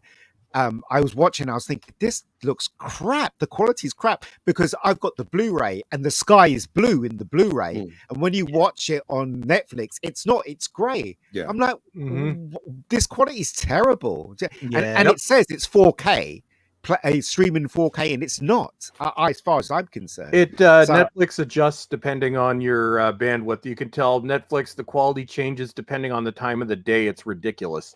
So they have the power over it, John. You know what I mean? Yeah, exactly right. And I think also, you know, I always joke with my family about it, but, you know, if I've got a physical copy, if the internet goes down, I'm still watching my film. But you know, the thing about it is, even the range of quality for physical media is all over the place. I mean, granted, I mean, there's still like great like boutique labels, you know, like Arrow or Kino Lorber or Shout, Criterion, that really does painstaking work. And you know, there's a lot that just will toss the movie on, and even companies like, you know, Warner Brothers. The quality control has just been going down. Like, for example, I think was it last year, Chris might know, last year or the year before, when they were coming out with the a new collection of the Fleischer Superman cartoons. I was really looking forward to that. And then it came out and all the reviews were terrible, because they said the compression was horrible. The discs they decided to use didn't allow for right compression. So even quality studios like Warner's, I mean, the QC, and if there's a problem, they just go silent. You know, some labels will do everything they can to solve the problem. Well, I've decided based simply on listening to stories by other collectors and people who are fussy, you know, people who are you know, people like Keith Isles, people who know what they're talking about, people like Chris Bowles here, people who know what they're talking about. I can then make my decision based on the information that I receive as to whether I'll get something on. I think when it comes to 4K, I'm hearing so many horror stories about this AI stuff and people like James Cameron doing a George Lucas that I think, well, if I stick to new films, Chris, then I'm not, you know, like stuff like Last Night in Soho, which have been made in the 4K age, then I'm not really going to come unstuck. I'm quite happy, because I haven't really got that many Blu-rays. Not, you know, I've got like a bookcase for a short bookcase, 3 shelves, something like that. Whereas I've got thousands of DVDs. So I think, well, some of these I'm going to be quite happy with having them as Blu-rays. And in some cases, I'm probably going to be happy enough even with the DVD as well. It's tiered like that. The majority of Blu-rays that have been done right have before the advent of 4K has been done beautifully. Like my Close Encounters Blu-ray, I won't buy the 4K because I know what they're going to do. I have the 4K. It's underwhelming. Yeah, so the Blu-ray is perfect because the picture's perfect and it has the booklet and it looks beautiful and I love it. I won't let anyone touch it. I play it once in a while. Do you know what I mean? And you know what, right? I've got the 4K of Back to the Future before all this AI started, and that's fantastic. That looks absolutely great. I recommend that as well. Great. But as I didn't said, even upgrade that. Yeah, I very And, much you know, doubt and that I'll there's a lot of even there's a buy that lot again. of cases where the UK gets a better deal quality wise than a Yeah. lot of the corresponding US versions. So I'll always go and do before 4Ks. I'll always read reviews about, is the quality upgrade from Blu-ray to 4K justified me getting the 4K? But in a lot of instances, for example, I bought The Prestige, a movie I love by Christopher Nolan. The Oh, reason I yeah. bought the British version is because Yeah. for the US release, they jammed all of the special features and the movie onto one disc. But when they released it in the UK, they split all the special Disc, features yeah. out Yep. to Yeah. a separate disc Yeah. so that the quality of the main 4K disc is a lot better. They didn't do that in the US. Yeah. So Yeah. that's why I bought the UK version. Very I nice. do recommend. I do recommend the Back to the Future, the Yeah, it's 3 great. Back to the Future back 4K one, because it was before the advent of the AI rubbish. Oh, So okay. And Indiana it's Jones. yeah. That Indiana Jones. It's so clear, right? That made me laugh. I was watching the first Back to the Future. You know the ending where Doc Brown comes and he hits the dustbins and he says, "Marty, you're gonna go back to the future." You can see the stuntman in the car. It's so clear. Yeah. You can see there's a Yeah. stuntman in the car. So Because- I recommend that. Well, Definitely. Dan, Chris, I'll tell you the. Oh, sorry. Go ahead, John. No, you go, Chris. I'll carry on in a minute. You go. Okay. Well, I was just picking up on Dan's point. There's the studios. If it's a studio 4K release, they generally don't seem to care, and they keep getting worse. With most, not all, but generally with boutique labels, you're going to get a quality product. The best is Vinegar Syndrome, that actually restores the films themselves. They actually have, if you're interested in restoration, they have a YouTube channel where they cover a lot of the restoration. They buy the prints, and I have some 4Ks from them. Every single one of them is outstanding. Scream Factory, Scream/Shout Factory, most of the time they're going to be worth it, but I have other issues with Scream Factory of re-releasing everything, which I'll get into later. Arrow Video, you're usually safe. Kino Lorber rarely puts out a bad release. Right. If you're into horror, Severin's pretty decent. So if it's a boutique label, mainly because they're more expensive and they're geared towards collectors. So generally, if it's a Scream Factory putting something out and you don't already have it and it's on 4K, except for a few really big drop the ball moments, but generally it's going to be better. But Vinegar Syndrome, Dan, it's worth it too, even though if you get a region-free player at some point. Although I think some of their transfers are available in the UK. Any transfer that's been done by Vinegar Syndrome is unreal. It's like you're watching a film print. So it depends. But studio releases, no. But I don't double dip anymore. I have my my no double dipping policy. I will upgrade, say, if I only have it on VHS or DVD to Blu-ray. But Blu-ray to 4K, early on, I started upgrading everything, and then I realized this is ridiculous. This is costing me a fortune in most cases. I'm perfectly happy with the Blu-ray because it's going to be a slight upgrade anyway. And it's not worth the cost to buy something, especially if it's a boutique label, having spent like $35-$40 on the Blu-ray release, then to a couple years later spend sometimes $60-$70 on a 4K release. It's now the only. It's a big hit, yeah. Yeah, I did that 2 years ago. There was only one exception, but I said I'm not upgrading anymore. The only thing I've upgraded since then is the first 4 Star Trek movies, because the original 4-set release was on sale for $30, and those were at the top of the list of things that I would want to upgrade. But now it doesn't matter. Even if it's a really fancy super duper collector's edition 4K and all I have is just the Blu-ray from 2007, it's I had to put a line. I'm like, I've upgraded many times before. I'm not upgrading anymore. Blu-ray to me is perfectly fine. I will buy 4K if I don't have it.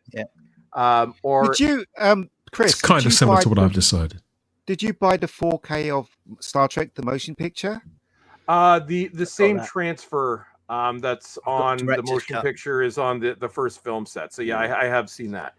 All right, because I want to ask you a question, right? Because I was going to buy it and I went to a friend's house to see it, and I was disappointed with it because all the matte lines are still there. they said they corrected all that stuff, and it wasn't corrected, and it was the 4K It version. it was flat. The Star Trek films are also a special case. If you know anything about the release history of the films, Star Trek, the films on Blu-ray were a disaster. That was aside from Star Trek 2, it was you that told me to stay away from that set. they are on, aside from Star Trek 2, Star Trek 1 to 6, the Blu-ray releases that first came out in 2009 that they kept releasing over and over again are unwatchable. They look like they were up converts from DVD transfers that were done back in 2000. Ouch. So like 9 years before. So that's why I wanted to upgrade specifically those first 4, because they're kind of, to me, very important films. So the motion picture, it's flat, it's not great, but compared to that Blu-ray transfer, which was terrific, it's watchable. And speaking similar to Star Trek, Chris, I mean, what Gary was saying a few minutes ago about quality control, I mean, I've mentioned it before. Star Trek Picard Season 3, when they released the Blu-ray, they cocked up big time and had a lot of bad press because I think I read about that. They'd put the test for the final episode, they'd put the test footage for the Enterprise on the Blu-rays. So it wasn't actually the proper rendered version. They did give replacements though, because I got one. They did. I did. I have. That's an example of the quality control now at like these companies, that how that even got. And some of the boutique labels are terrible for this. Scream Factory over the past few years, it's like a Gong Show. They put out the Child's Play 4Ks with black gunk on the discs, which gummed up people's players. They're putting out when they put out the Friday the 13th set, they had to replace 3 of them because they screwed that up. I don't know what the hell happened when they put out the Evil Dead 2013, but that was the one where I decided I'm not upgrading anymore, where it actually looks worse than the DVD, and apparently there's been rumors that they used the wrong transfer. Arrow Video, they put out Inside the Mind of Coffin Joe, which is a Brazilian series. So these are not in English. Arrow Video forgot to put the subtitles to the 4th movie. To movies that are not in English that you cannot watch without the subtitles. So needless to say, it's because of money. It's because of money. The Warner Brothers and stuff like that. Hollywood is dying at the moment. I don't care what anyone says. It literally is dying, and hardly anybody's going to the cinemas. So they'll just put any crap out to get more money in. That's all. And I think for a lot of this, it's a case of the replication batch numbers are dropping, because that's why you have all these limited editions that sell out so fast. Like I wanted to get the Abyss, and after like 2 days of pre-orders, it was unavailable for like a month and a half because which we can't get the Abyss in the UK, can we? The 4K version anyway, because they wouldn't add that scene back in anyway. It's just not coming out. What's interesting, you've gone from vinyl to CD, and then you went from VHS to DVD, and all of them had their problems, but if you go back, this VHS was, when we look at it, it was fine. We didn't. When you look back at it now, the quality is awful. Well, it's funny you say that. It's funny when they started remastering things on VHS. The original rounds of re-releases, it looked like a huge difference in some cases, and yet now, the different degrees of fuzziness and not much between them. The most disappointing thing for me over the last few years was during the pandemic. I made the decision. I thought, right, I'll buy. Lucasfilm and Disney were putting out the Star Wars. I am so 4K. sorry, man. Yeah, and I got it, and you know what I'm on about, Chris. It's got the sleeves, and I got it, and it said the advert was it had a limited edition note from Mark Hamill in there, and it was literally, I kid you not, it was like tracing paper that they just shoved in the box, but also it broke as I got it out because it was so difficult to get the disc out of the cardboard. And Yeah, and also there was no Dolby Vision on it. And why was there no Dolby Vision? Because they want people to go to Disney Plus where they've got the Dolby Vision. Yeah, That entire release was a disaster. Yeah, terrible. Cheeky. Well, not only the quality. If you think the Lucasfilm Indiana or the Lucas or James Cameron films are bad, what they did to the first 3 Star Wars films. DNR, for those of you who don't know, stands for digital noise reduction. Basically, it removes the film grain, which I am strongly against. Everybody knows I like my film grain intact. What they did to those, and this was apparently done by Fox, because Fox actually owned the rights to it before Disney bought them out. Then they owned all of Star Wars. But what they did, there was started by Fox, finished by Disney. They went in, removed all the film grain from all the movies, and the Phantom Menace and the first 3 were shot on film. Didn't really matter for the other ones; they were shot digitally. Removed all the film grain to make it look modern. It looks awful. It does, yeah. It does. It looks bad. Yeah, and, they're even DNI-ing cartoons too, which just ruins them.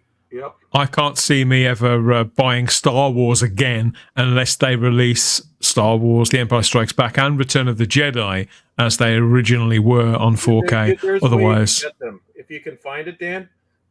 When they re-released them on DVD in 2005, a couple of years later, they put them out on separate discs. Like the original one was the set of everything together plus the documentary. Yeah. If you can find the Region 1 standalone discs of the first 3 movies, that's the set right there. But the standalone, as a bonus feature, you get the unedited movies, the letterbox. They're not. Yes, those the releases.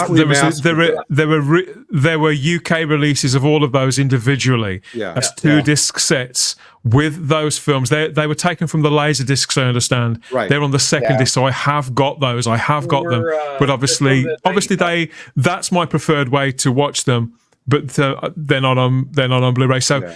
That's the only way I will ever buy Star Wars ever again, any version of any film. Didn't they also include them in the Blu-ray set that came out? No, they didn't want them out. And you will, so the transfers that came out, they were the original 1995 transfers when they released them on VHS. If you remember, like the fancy VHS that was everywhere. And then there were the accompanying laser discs. Those are the last times the original films were transferred. And apparently they can't be retransferred because when George Lucas went in to do the special editions in 97, he cut up the original film elements. So it's literally it no longer exists. What you call it? Do you know what? Right. Somebody told me that he didn't do that. He didn't. Oh. He has the original film. But he in a vault, but he won't. It's been taken care of because film degrades in time. So basically, he made another print of it based on the print that they had. So he's still got a pristine copy of the original. So I've been told this is just a rumor, like Doomcock says. Take it with a pinch of salt. I've heard that. We can only hope so, but it will never see the light of day. And you're right. It won't. I think they're going to have to do a heist. I was just going to say that Ian needs to do a movie on the Skywalker Ranch. Ian needs to make a heist movie, like an Ocean's 11 type movie, where they break into Skywalker Ranch to get the original Star Wars in the vault. Because, Star Wars is so close to George Lucas's heart. He won't do that. He's got the original somewhere. He really has. No way. If we do that heist, and what will happen is George will open up that vault one day and he'll look in and he'll just find my cardboard copy from Disney lying there instead of the original version. Substituted. You see, those huge boxes, they do take up a lot of space. I tend to go now I avoid anything that's got excessive packaging on. It's kind of like the smaller the better. But I do like packaging that's robust. So if it's made of cardboard, again, it's got to hit a sweet spot for me. It's got to take up as little space as possible and to be as durable as possible. So it can be easily stored, which is my way of getting round to leading into this picture that you've sent, Chris, that you wanted to talk about, because you've made this purchase this week, haven't you? So do you want to tell us about this? I was going to say this little beauty. This is a big sod, isn't it? It's a big boy. Oh, yes, my fancy shelf. Yeah, I just sent this yesterday. So So I've actually run out of space. And this is, I've run out of shelves, and literally I have 2 rooms. My office is my Blu-rays and 4Ks, and my DVDs are in a spare bedroom upstairs. Yeah. So I ran out of shelf space in my office where I've been putting them too deep, and I really don't like doing that. So, and the shelves that I use, I've had them for years, and they're beat up. So I've been looking at this shelf. So this is Atlantic Elite. So they've got like their cheap shelves, and then like their premium indestructible quality shelf. So I paid $200 for this after tax, and I've been planning on getting this for about a year. So I sent this yesterday in the chat, and I'm like, yeah. So I bought this for $200, and I'm deciding what I want to put on the fancy shelf. It will probably go to Scream Factory, even though I'm not boycotting Scream Factory. I'm just disappointed in Scream Factory at the moment. The second runner-up would have been Arrow Video, but again, I'm not boycotting Arrow Video. I'm just very disappointed in Arrow Video at the moment. Vinegar Syndrome is like the current gold standard for boutique labels. I'm considering doing that. I'm basically deciding which boutique label gets the fancy shelf. Yeah. Do you have to bolt that to the wall, or is it secure enough just to be freestanding? Oh, it's just freestanding. I like how it's got the plate at the bottom to give it a bit of extra footing. Yeah, no, they're just regular shelves. It's I even used the fancy app and placed it in my office so I could see where it would sit. It's like an IKEA assembly thing, so I'll be doing that on Monday. So it'll be a lot of swearing. Nice. But yes, that's my fancy shelf. I never thought I would spend $200 on a shelf, but I'm like, I want it to be like right behind my desk, my showcase shelf. So that's where my fancy stuff goes. Yeah. It says this holds 630 Blu-rays or 531 DVDs. Yeah, so that'll be Scream Factory. I think I have somewhere between 300 and 400 individual Scream Factory releases. Wow. It will probably be Scream Factory because despite my frustrations with them at present, they're still, or at least historically, have been the best boutique label. And how on earth have Scream Factory gotten your bad side this time? Because I remember you went on quite a rant about these guys a couple of years ago on this show. 2 years ago. Okay, so those of us, so the parent company is Shout Factory, and I'm just going to take a sip of my coffee here. The parent company is Shout Factory. Scream Factory is their horror imprint for anybody who is not aware. Region 1, although they actually.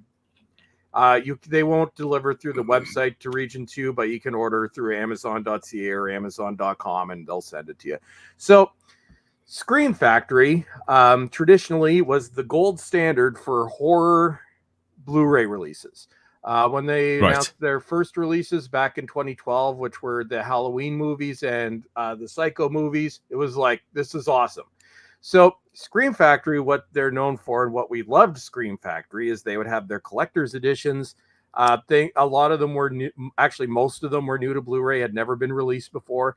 And they would have their deep cuts, which are just, in this case, they're in the hundreds now of just like lesser known movies or movies, you maybe haven't seen since the 90s, some straight to video stuff, a mixture of everything. And again, all of this was new to physical media. So this is why we collected Scream Factory. So 2 years ago, if you remember my rant then, I was mad because Scream Factory had become the let's re-release everything on 4K. In some cases, some of these releases had been barely out for barely a year. Yes. And I now have my no double dipping policy. And Ian's run away. He doesn't want to hear me scream. But he's gone to the other side of the room. He'll still be able to hear you. But I'm here. Oh, hello, Ian. In 2023, they had fixed things, and I was no longer mad at Scream Factory.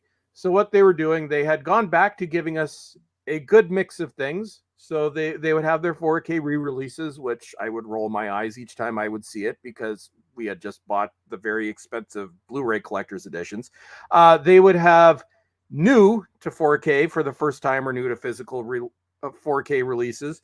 They still had their site exclusives, which I wish they wouldn't do, but I could see how they do that. They went back to releasing a good assortment of standalone releases, spanning the gamut of decades in horror. So That lasted for about a year and just a little over a year.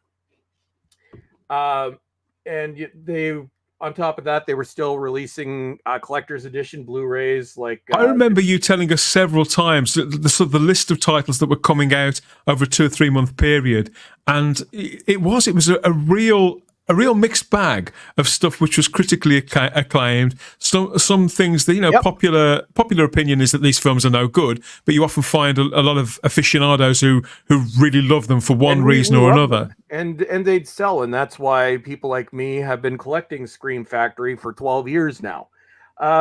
So that seemed to be going good. Like they at the beginning of the year, they put out Funeral Home, an obscure but movie that I like. They actually put out the terrible 1996 Island of Dr. Moreau, but this is kind of like it's a prime example. First one in years they've put out with decent artwork. They put out the TV movie of The Stand, or not The Stand, The Shining, which everybody hates. I don't hate it. I actually really like that movie. Okay. They put that out for the first time. They put out Dracula 2000, which is so bad it's good. A couple others. Yeah, I like that. It's a very silly film. But then starting about maybe 6 months ago, all that stopped. Then their announcements came out, and all that seems to be coming out now are 4K re-releases of things that I've already got, that I already have from Scream Factory, that cost after tax $50 a piece in Canada. I'm not paying that for something I gave you roughly $40 for on average, in some cases maybe just a year and a half ago. They're like, and some of the things that they're releasing as collector editions, just regular Blu-ray, like As Above, So Below, great found footage movie, did not need a regular Blu-ray re-release when the one that we have is perfectly fine. And each month it's like, okay, we're re-releasing this. The only things that I'm getting now are movies that I bought The Stepfather because I missed the original release. Species 2, I bought that because the original one, for some reason, they took it out of circulation as long as it was in circulation. So there's very little now that I'm getting from Scream Factory, because Scream Factory, we love you. And most collectors feel this way because we're all broke. Everybody's broke these days. Everybody don't have $50 to spend on something that we already have a very nice collector's edition that you had a few years ago. These editions also do not have any new special features for the most part. It's the same thing before. You're just getting a slightly better version of the movie, and some you can barely tell the difference at all. The other one that I'm mad at right now, well, not mad, but disappointed in, was the other second equal almost first tier horror release, which was Arrow Video, which Arrow Video used to predominantly, they're a British label, aren't they? British, and then they started releasing in North America around 2015. So Arrow Video used to be the second gold standard for horror releases. I've discovered so many movies through horror over the years. They made a complete change about a year and a half ago, where they, for the most part, have ditched horror, and they're now releasing mainstream movies. I'm like, okay, release mainstream movies, but don't ditch what got you the support you have in the first place, which is horror. Something with a bit of edge. Yeah. Well, and they're doing the same thing as Scream Factory, where they're re-releasing the same movies that we already have on 4K. And in Canada, Arrow Video 4Ks are usually about $60. A collection, a hardbox collector edition goes for $75. And so I'll just use the example of Basket Case. Now, a classic movie like Film. Yeah, I love Basket Case. People love it. The Blu-ray is fine. The film elements for that are in horrific shape. What improvement are you going to get by putting something on 4K that, unless you get AI DNR, which at this point, DNR, the only way you'd fix it is to make the thing look like a cartoon. Why are you putting this out? There are a lot of deep cut movies that a lot of us would like to see, which is, the current gold standard, which is Vinegar Syndrome. I'm like, you can't say there isn't stuff to put out, because Vinegar Syndrome is digging things up every month. And most of them are movies that I've never heard of before, but that's what us collectors like. I love the cheap stuff from the old days. But me too. Just enough with the double dipping. I will buy things I don't have before on 4K if it's worth it. If it's something I'm iffy on, I will buy your Blu-ray. I have to give Kino Lorber a shout out for this. What they will do is when they put out a 4K release of something that's new, they will also put out a cheaper released Blu-ray at the exact same time. You have two options, two different pricing points. Give people options. Severin Yeah. does this as well. But with Screen Factory, nope, you got to buy the insanely expensive $50 one, or Arrow, you got to spend your $60. I'm like, just everybody's broke. We can't do this. So that's well, Chris, hello. this will cheer you up. Look. This is the DVD version. Do you remember this? I You have must that. remember this. Yeah, I've got that. I haven't. I've ever told you the sad story of I used to have that. I used to have those collector's editions. When they came out on Blu-ray, I sold them, got the garbage Blu-ray set, and by the time I went to get them again, they were out of print. Yeah, I have not This is seen director's cut. This is the director's cut. It's got the booklet and everything. There's a little and booklet, yeah. I imported that as well. Yeah. Bonus and everything. That's the movie that I have the most copies of. I've had that 8 times. That movie. Yep. You shouldn't have got rid of it, Chris, because it's a really. This is I really cool. I shot myself in the foot. I've been regretting that ever since. And they are out of print. Like literally, you could go into a Chapters books or Indigo, and for the longest time they had them where you could get each movie for like $4. And I'm like, I'll get it eventually. It's always going to be cheap. And then after one round of watching that terrible Blu-ray, I'm like, okay, I'm going to go get it. Like, oh, they're not. What about here. this one? I need to get that. The Muppet movie, mate. I tell you, This is what I got on CED. This is one of my favorite movies of all time. It's so magical. Didn't you see that being filmed not far from your home? Yeah, that was the second one. Great Muppet Caper. That was in Battersea Park. They shot all those. You know, when they're riding the bikes, they shot all that in Battersea Park. It was. I was there when they were shooting it, and I could see how they were doing it. It is absolutely fantastic. Wow. And the film, the second film is great, and the first film is so. This film is so magical. I can't tell you. Maybe you won't understand. When I understand. I haven't seen it for a few years. I'll have to watch these. If there's one movie that reminds me of being young, it's that one, because I literally wore out that CD. Oh, yeah, and my last part of the rant, and then I'm going to shut up. This is Arrow Video. So I'm mad at Arrow Video because each week, and you just look at Twitter, everybody gets more dejected each month as their announcements come out. And so it's like this one, like see, with a niche audience, you would think we're in the age of not just social media, but stuff like Discord as well, and of course social media accounts where you can make a public example of these labels and call them out literally in front of their entire. Oh, they do. They just don't respond. But here's what they did, Dan. If you're a Canadian, the slap in the face. Although I don't know how excited I am for this movie. The last video store. It's from last year, so I'm sure it's current year. But it's like, oh, okay. Finally, an announcement of a horror movie that's new to horror. That's coming out on Blu-ray. That's not going to cost $60.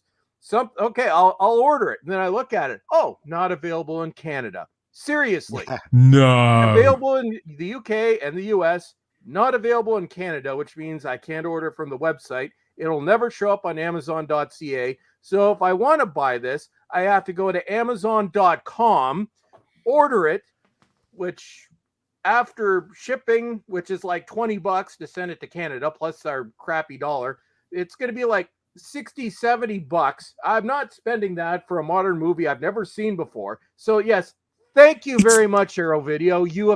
So that was your December announcement. For this year, you officially suck.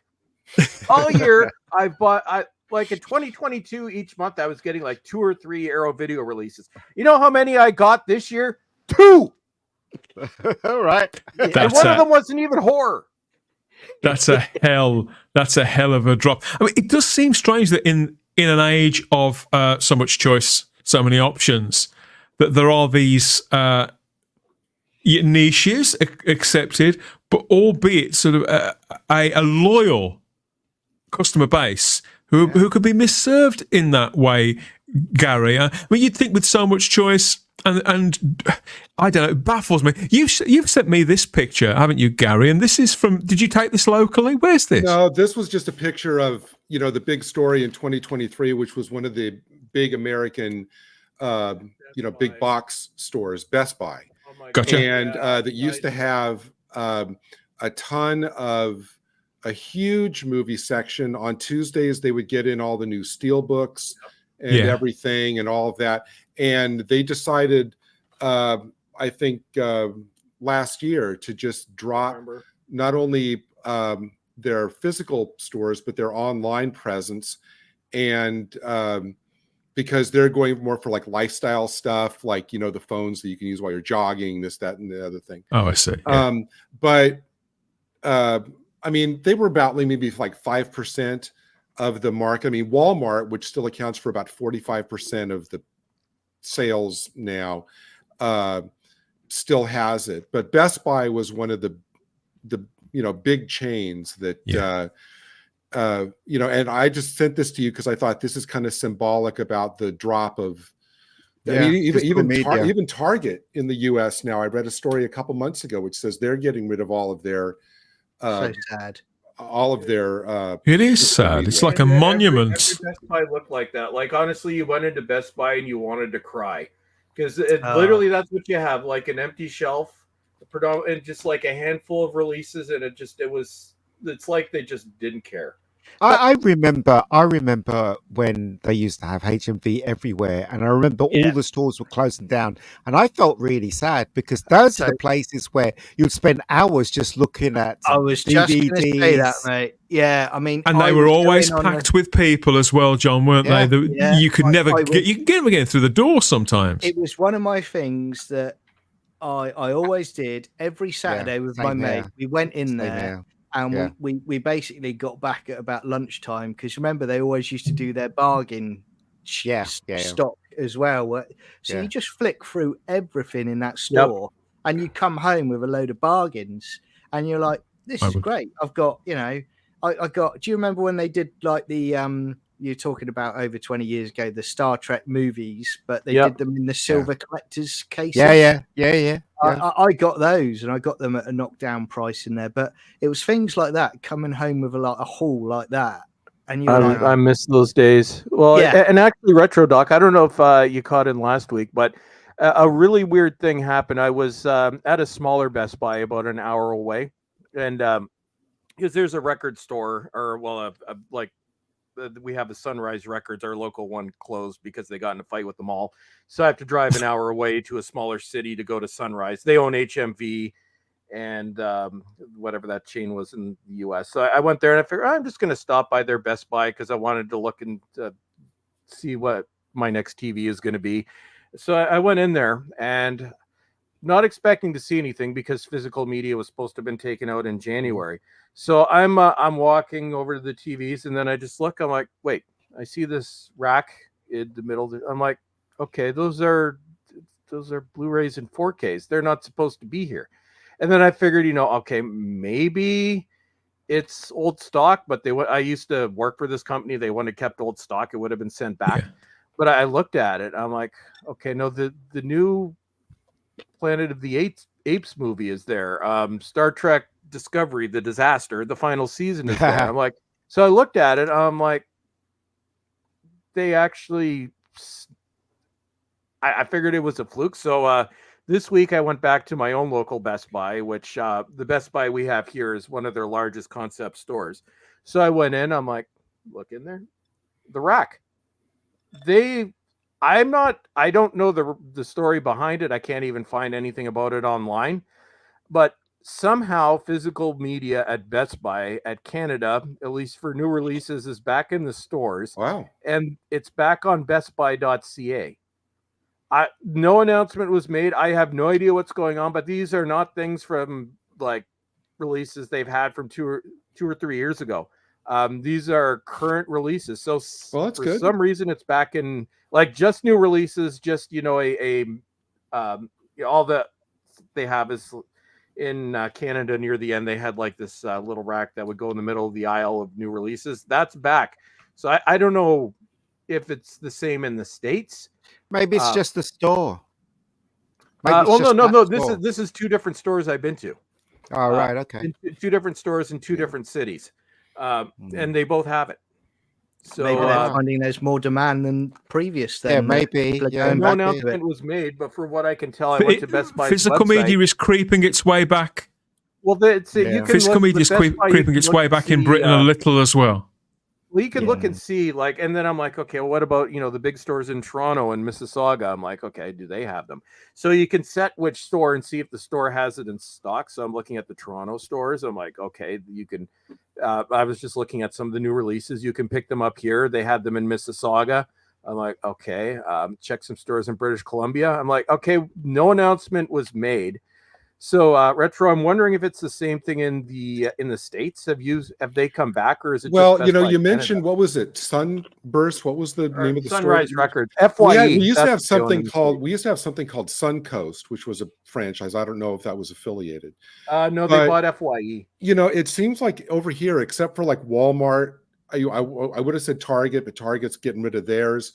It seems like Walmart really is the only place where everything is Amazon now. Yeah. I mean, I think Amazon, I read that Amazon has like 20%.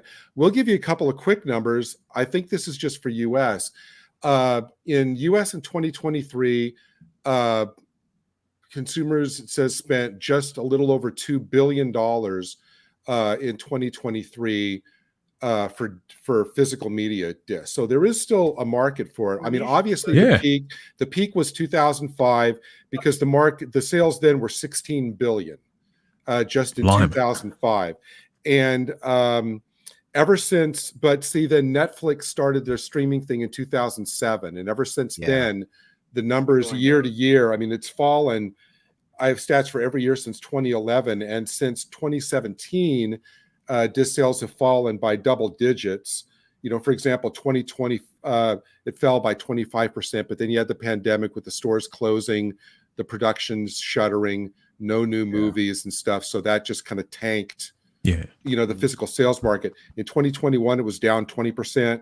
2022 was down about 20%. So it's still falling about 20% every year for US numbers. It'll flatline at some point. It's I always use the comparison of Laserdisc, which Laserdisc it started as DiscoVision in 1978, and then gave it the less stupid sounding name of Laserdisc. Amazing. So Laserdisc was around from 1978 to 2001, and it didn't get anything close to the physical numbers of Blu-ray, 4K, and DVD that are being sold now. But it was the niche collector's format, and even back then, without inflation, there was like $100 a disc. So Laserdisc, the only reason Laserdisc was replaced is because DVD it was better quality than Laserdisc, and it just shoved Laserdisc aside. But Laserdisc for 20 years there's a DJ and a sort of entertainment figure in Britain. I think he does podcasts as well now, come to think of it, because he's been drummed off radio for being politically incorrect. A guy called Danny Baker, he's like a media figure in Britain. He tells this story about how he met, when he met David Bowie wasn't the first time, but he knew him a little bit by sight, and they booked him as a guest to be on this talk show in Britain that Danny Baker was the producer of. So they booked David Bowie to come on, and he wanted him to sign something, so he presented him with to sign. He grabbed a laser disc of a movie called Merry Christmas, Mr. Lawrence from the early 80s. So he gave this to Bowie to sign, and obviously Bowie signed a few autographs in his time, got the marker out and went to start writing on it and looked at it and says, "What is this?" And this guy said, "Well, it's a laser disc." And he looked at him and he said, "Fucking hell, a laser disc." He just sat there staring at it. He sat there staring at it, turning the cover around. He hadn't ever seen one before. That's how rare they were in Britain. The recording artists and film stars themselves had never even seen them. There's something beautiful about Laserdisc. The packaging, when you pull the disc out, there's all that colors on there. Yeah, it's such a beautiful. I've never seen one out of its package. Oh, I used to see it. He's my right friend with the had rainbow. tons. It's like a big Yeah. silver disc, Yeah, and you pull it out, brilliant. and you just Yeah. like tilt it, and there's like rainbow Yeah, and it's shimmer. little I wondered if rainbows that wasn't shimmer. just for the advertising. My mate Kev from the FPN, he's got loads of them, some of them unopened as well. Lee Smith Yeah. says HMV are a rip-off now. I actually think still get HMV's pricings have dropped to a much Yeah, more reasonable state than they used to Our be. price records. Yeah, Price brilliant. Records. I still order my discs from HMV, and the reason I do it is because I want to support them because they're one of the last So do I. remaining. They are in owned the by industry. Sunrise Records out of Canada. Okay, Yeah. and I just think I don't want to go to Amazon for it because Amazon have cocked up on a couple of things before I went over to HMV, and I Amazon is don't not want them looking having to it all. me. Yeah, You don't want to be part of the problem either, John. Yeah. What I don't understand about HMV is, if somebody could help me here, why do they always hire goths to work behind the counter? They always look weird, don't they? There's no goths in my local one. CEX is I full know of what you goths mean. playing their shite music and their sort of emo rock from 20 years ago. Oh, God, some of it's horrendous. And you're there trying to look through the shelves. You can't hear yourself think. Darren's in the live chat again and says the demise of the record stroke video store is probably the reason why most kids today couldn't even tell you which music artist is currently in the top 10. I don't That's think any true. of us could. I don't even know if that's a thing. Oh, and I was going to answer I miss Darren's record question. stores. Darren, Walmart in Canada, actually, they do it by store, depending on demand. So it's like we have 2 Walmarts locally. The one in the crappy area of town just has a new release rack. The one in the nice part of town actually has a huge section. So yeah, Walmart, it depends on the store in the city. But yeah, for us, for the most part, that's all we have left now. Walmart and Sunrise Records. Going to a store and buying a record, as Dan rightly says, it was never called vinyls, it was called records. And getting something like, I don't know, That's the Star Star Trek, Trek. I Star recognize Trek the- 2, right? New, like this is a bit battered, but new, and smelling it and just really Always. loving the package. It's so, I can't tell you the amount of joy I had buying this at the store, flicking through the records, looking for soundtracks. These days are gone, right? And I hope that the next generation could Well, you know, records come back, they can you know. I think you're experience right. that too. I think for me growing up, you know, when I was 12, 13, my birthday present that my parents got me wasn't, you know, a pair of football boots. It was a second-hand video recorder because they brought me up of how much I loved movies and how much I loved my sci-fi. And they knew, as I said earlier, Christmas and birthday, they knew they could get me something. I wasn't a difficulty.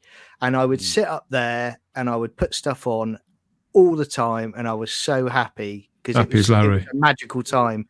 And I look at it now and I think, I order stuff, I do purchase stuff on Apple, you know, but I always, if I do, I make sure I've got a physical copy as well, because, but purchasing something on a streaming service like an Apple is, it's a very clinical process where it's kind of like, you're like, oh, is that it? That's how I feel when I order something on there. Whereas I love, when you talk about DVDs and VHS and 4Ks, I also, just the geek in me and the nerd in me, I love going into a Curry's or a Comet in the UK. And I love walking around and I love seeing all the latest TVs. And I used to love seeing all the DVD players and the recorders and the VHS recorders. And I would spend hours just thinking, right, which one am I going to get? You know, those days are going very, very quickly. And it's really sad because streaming, you know, just doesn't do it. And if you buy something on streaming, it's still not yours. Yeah, exactly. Exactly. You can vanish at any time. Like the last thing I'll say is, you know, I most of what I get is from Amazon, but after they closed our Sunrise Records when they got in the fight with the mall, I drive an hour and a half out of my way to the next nearest Sunrise Records, next city over, so I can get that experience. And I was there last week when I stopped by the Best Buy that's in the same mall and saw that stuff was there. But no, I went there and it was, you know, they have a it's the same company as HMV. They've got a sizable. They've got all the boutique labels. So I remember just going there, just going through the shelves, and it was like I was there for probably an hour and a half. And I remember I think I picked up like 8 releases, mostly just just bargain bin stuff. But it's like, and then I had my little bag, which you have to buy now, and they've outlawed plastic, so unfortunately now it's a paper bag. But it's like I remember it's a big reason why I believe in supporting them. Yeah. In fact, right, Dan and myself, I think it was, and John as well. A couple of months ago, I think beginning of this year, we were in It was Litchfield. in the summer in Litchfield with Simon, Yeah, weren't in we? Litchfield. Yeah, and that little niche record store that we went to. Do you remember?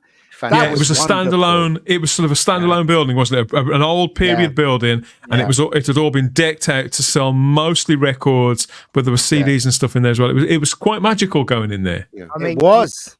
You do see them around, and we've got one of those in Poole, just down 2 doors down from my local comic book store. And you pop in, and you'll try and support them when you can, And going back to HMV, not only did I used to come home, and this is what's missing now as well. Not only did I used to come home from HSV with a good collection of DVDs or Blu-rays, they had their movie poster section as well. Yeah. So you could scroll through the movie posters, and I would come back with a movie poster just for my collection, and I was in heaven. You don't get that with streaming. Yeah, you can see the image on the screen. That's it. But just having that poster in your room, it's just a physical thing that you can hold in your hand. And you know what we haven't, oh no, Dan, go ahead. Well, I think that does, because I do want to start wrapping this up now. I think that does sort of bring us full circle, really, with the experience that you want to take home, that you want to hang on to, that you want to savor, that you want to kind of low level celebrate a connection that you don't ever want to really lose. And it could be books or records or indeed posters. The Clash of the Titans poster for me is a prime example. I used to see this on the back of Marvel UK weekly comics, mainly Star Wars Weekly, Doctor Who Weekly, all those kinds of things. That original artwork, it was a portrait version of it, but it was the artwork that made me want to see the movie. And so every time I see the poster, it reminds me of how that made me feel. It still has that effect whenever I see the Clash of the Titans artwork. I mean, so much so that this week I've actually added to my Blu-ray collection. I bought a second-hand copy of Clash of the Titans here. Sadly, it doesn't come with that artwork. It's some bloody awful 2020s thing tying into the remake and the sequel to the remake, but it's not offensive.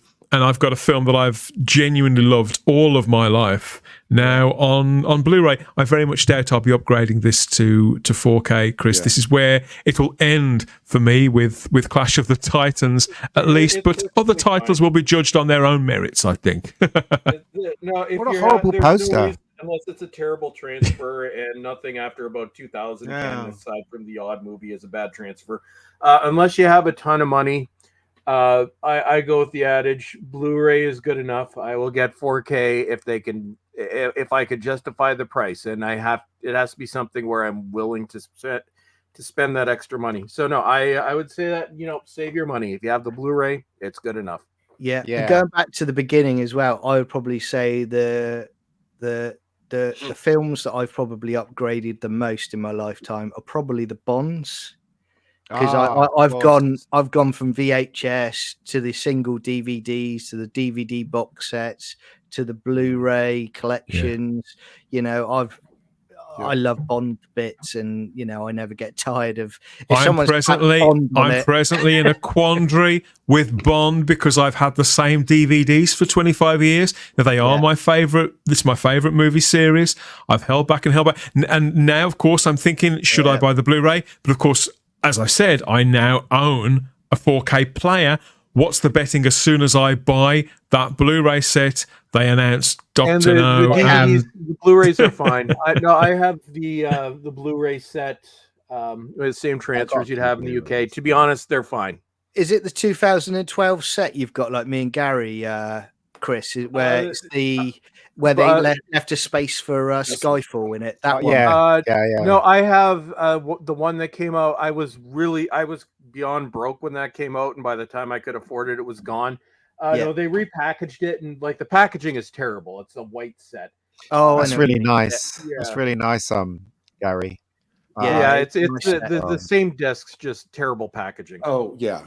And you know, the reason, just FYI, I know Dan's wrapping up, but the reason that I kept certain of the old blonde Blu-rays from this series is because when they did the Blu-ray, they got some elements wrong. Like GoldenEye was framed wrong on the Blu-ray, and the color grading on Her Majesty's Secret Service was off from what it was on the Blu-ray.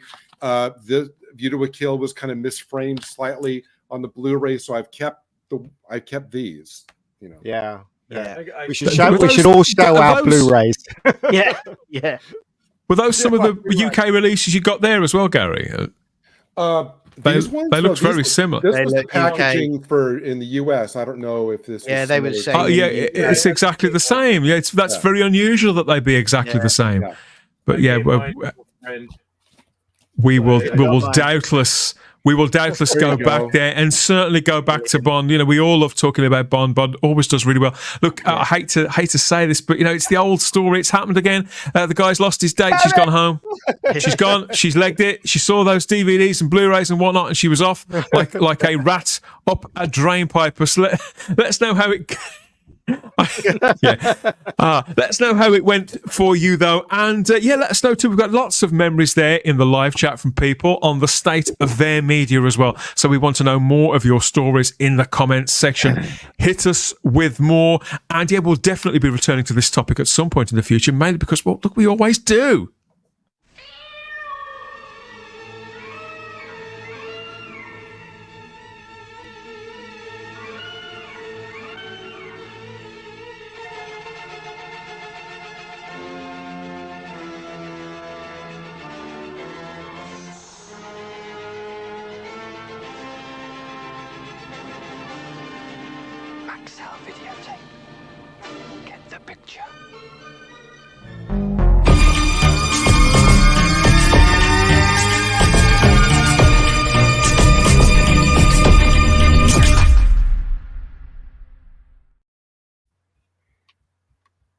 Sliding this one back on the shelf there.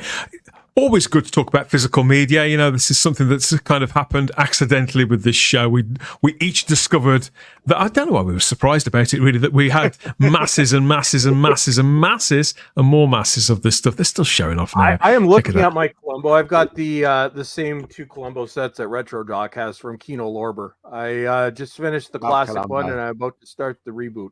Columbo. Awesome. You guys, all 4 of you recommended it to me, and you were bang on. It's superb. I am racing through it. That's that good. He's racing. Oh, look, here we go. He's absolutely it. Oh, there you go.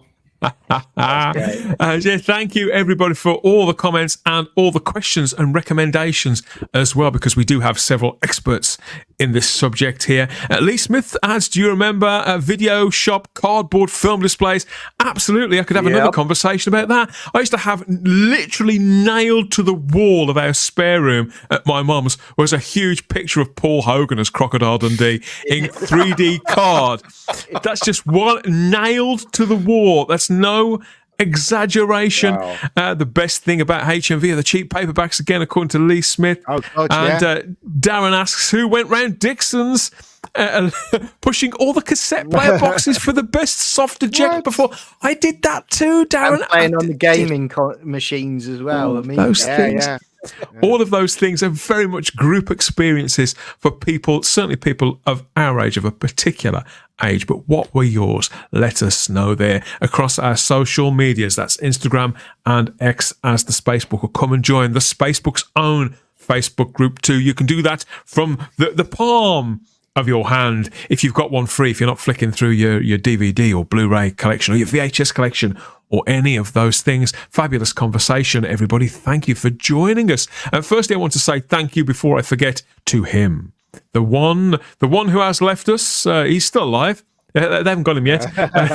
The Rabbi from Another Planet. You can find Svila Betkin, of course, on YouTube. Everybody knows who the Rabbi is. It's extraordinary, that, isn't it? So go and find him there or across social medias. In particular, he does sterling work over on X, righting wrongs and winding everybody up there with these thumbnails. So join the fun there with the Rabbi on YouTube, Rumble, and on X as well. John, great to have you back. I know you've had a rough week, but good to hear you in fine voice, sir. So you're on X as well, mainly. You're in the Type 40 Facebook group too, and over on YouTube yourself, aren't you? Talking about this and that and the other. So tell people about that. Yeah, so thanks. So I'm on YouTube on at Sci-Fi Chronicles 79. So that's Sci and -Fi Chronicles 79, and obviously Gary and Ian are on there as well. And we've just recently reviewed sort of Indiana Jones. So we're doing Doctor Who reviews from 63 to present, and we're picking our way through wonderful movies over the eras. So come and we haven't done the look. stud yet. Yeah, yeah, waiting for Dan for that. Yes.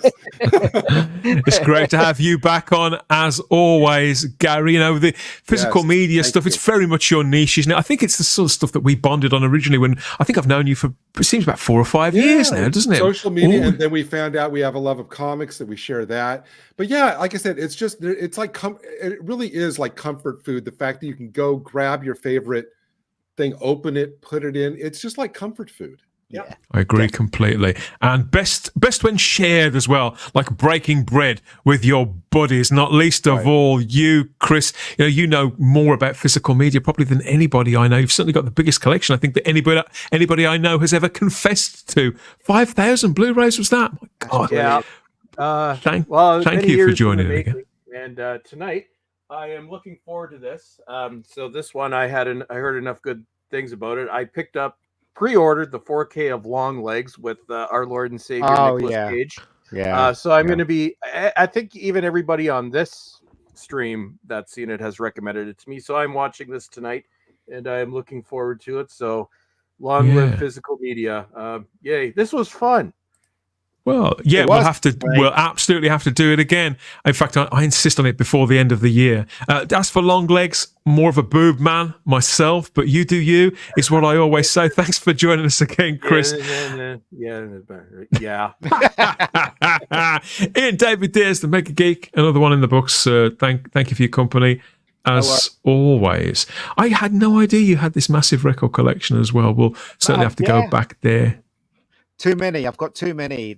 I've got a load still at my mum's, so I'm going to retrieve my soundtrack collection.